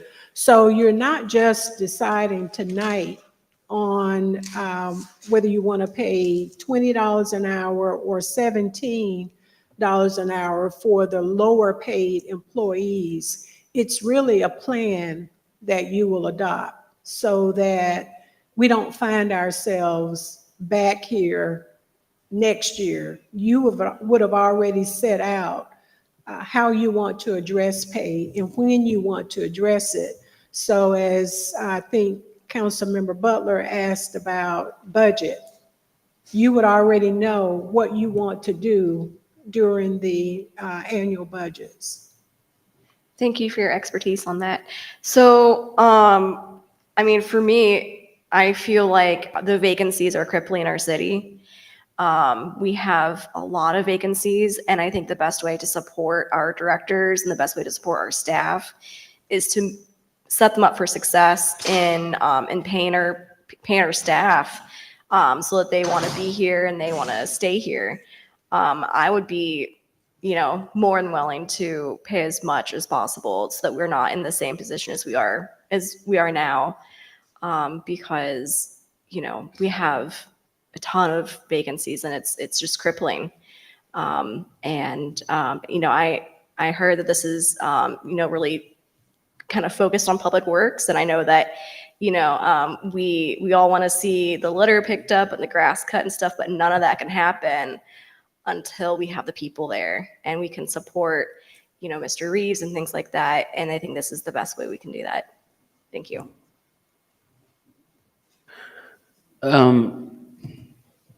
So is this already included in the FY25 proposed budget? Mr. Brown, you indicated that staff is recommending the $20 an hour option. Yes, ma'am, it is. It's included at the $20 an hour? Yes, ma'am. Okay. So is it the uncapped or the general? The general, Is it general? I believe it's the general. It should be the uncapped. What we'll do, Madam Mayor, is once you vote on a dollar amount, because this is individualized, we will give that information. As a matter of fact, I've already given an updated data template, which includes salaries for everybody who falls in the categories. And then they will give us the dollar amount per person. Yeah, because it also depends on the effective date. And so I would recommend that the effective date be July 1st, the first day of the new fiscal year budget. And then if you all run those numbers, then we can have that on Monday to act on. But Ms. Jessie, you said something critical, and I think this was before the new council members joined us, the pay philosophy information that you shared, and us adopting that as a part of it. And so we don't have that tonight, but if we could get it and maybe have a discussion about it on Monday as a part of this item, and then hopefully adopt the pay philosophy with the budget, or we will already have determined an amount, but like shortly thereafter, so that we have that philosophy in place. Yes, that will ma'am. help moving forward the previous decisions. And so you mentioned that in response to Councilmember Ziegler, but I think that was shared when we first talked about this, which was earlier last year prior to them joining. But then we need to share it again on Monday. Yes, Not ma'am. necessarily for, I don't know, we may be ready to adopt it then or not, but we would have some time. We can go ahead and adopt the recommendation, make sure the right amount is in the proposed budget. That's our first public hearing on the budget as well. And so if that number could be updated, it seems, I mean, there's 5 council members here tonight that I think are supportive of it. So we wouldn't vote until Monday, but at least you'd be able to kind of make those adjustments and we can have the number. The effective date is July. key to those numbers. So does anybody have any objection or concern to it starting on July 1st of this year at the beginning of the fiscal year? So it'll be a full year. Okay. So we could do July 1st effective date at the $20 uncapped rate is what Yes, staff is ma'am. recommending. Yes, ma'am. Okay. And then they'll have to figure out the numbers and share those with us on Monday. And we can keep it as an agenda item on Monday, Madam City Clerk, with action on that presentation of the pay and philosophy. The pay philosophy. Thank you Thank so you. much again for your patience. One more, Councilman Butler, you gotta go. The next one is 27. Professional property and casualty insurance brokerage services. Yes, Iris. Madam Mayor, members of council, we have tonight the results of the solicitation for professional property and casualty insurance brokerage services. I believe this information was sent out to you in your packets, and it detailed the process. We had in-house department directors to sit on the selection committee, and they are recommending McGriff, who is our current vendor. He is here tonight. Gregory Singleton is here tonight. We're not necessarily asking you to vote. We just wanted to make sure that we got this before you because these policies will expire in June. So are you asking us to vote on Monday, the 20th? I'm sorry, Madam Mayor, I'm thinking of no, this is not for the policy. This is for the services, brokerage services. So there's no expiration on that, so to speak. I'm confused. You can wait and vote on Monday. Oh, it's not time sensitive for tonight. Correct. Okay. But Because we did it's a work it session, we Right. wanted to see if you had questions. or before we whatever. get to the meeting on Monday. Yes, ma'am. Got it. Okay. Any questions? Mr. McGriff, you've been patient. I don't know if you want to and say hey or something. I know you've been here for a minute. But we appreciate your patience and your service as well. On Monday, we will be approving the vendor, but not the contract. You all will bring the contract to us later. The good thing about this is that it is commission only.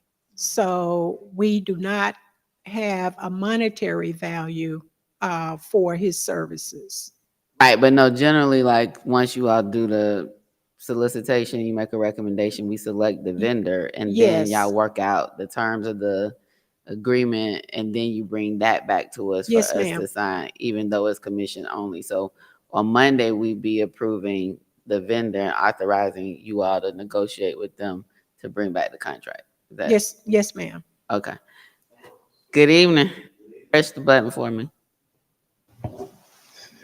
Good evening, Madam Mayor and council members. Just wanted to say thank you once again for another opportunity to partner with the city of East Point. It has been great last year.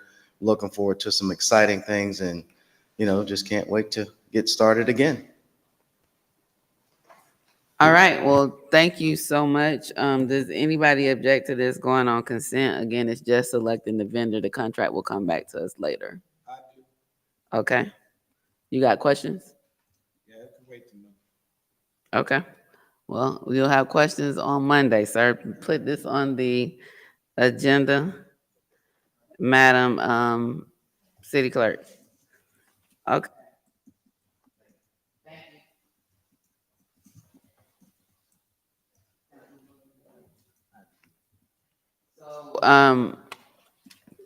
Councilmember Butler has to leave for a family issue, which means we are about to lose quorum.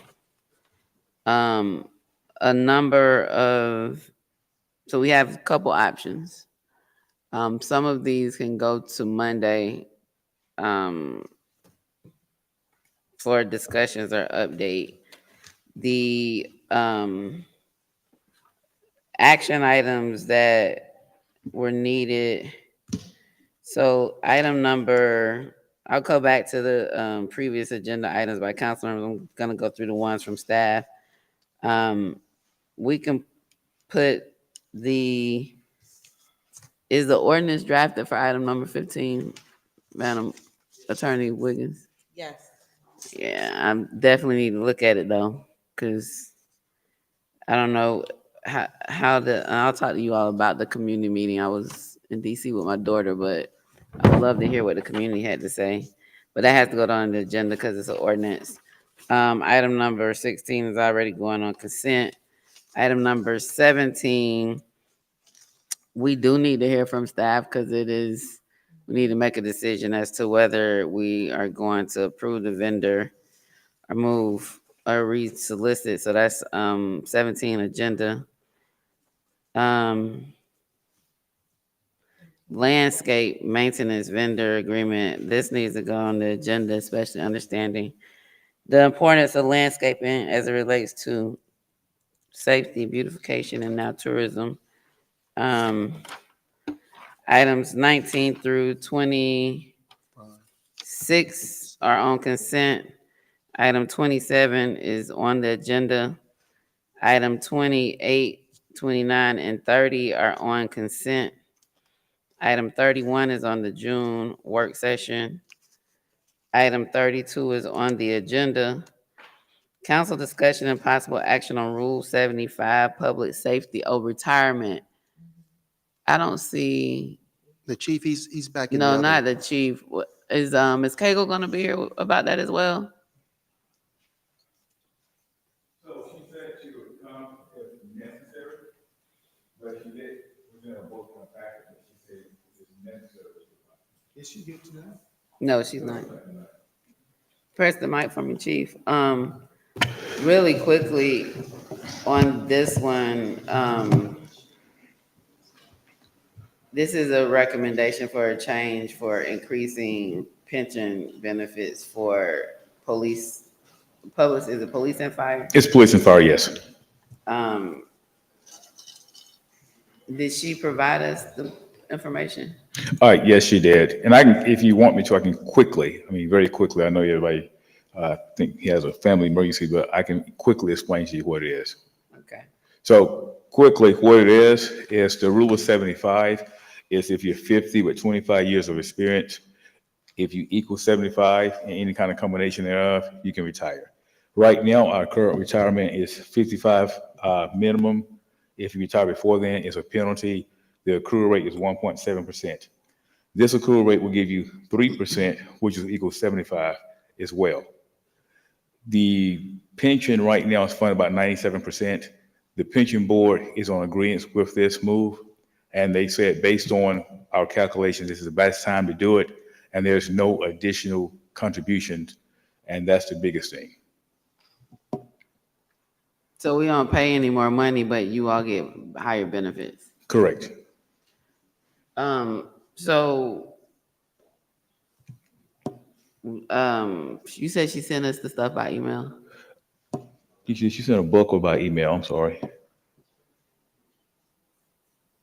So if we can get the information, I'm gonna have them put it on the agenda. Does anybody want to hear from Ms. Cagle on Monday, or can we hear it through Chief? Just.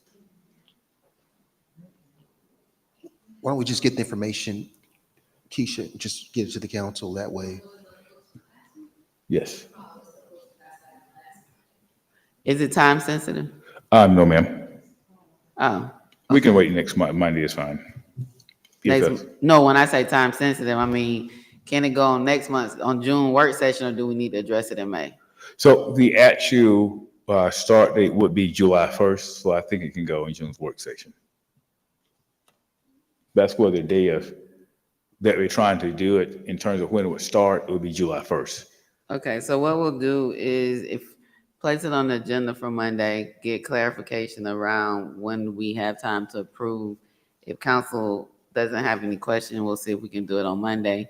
If there are questions, then we'll know if we still have time and we can do it in the June work session. How about that? Okay, thank you, Chief. Thank you all.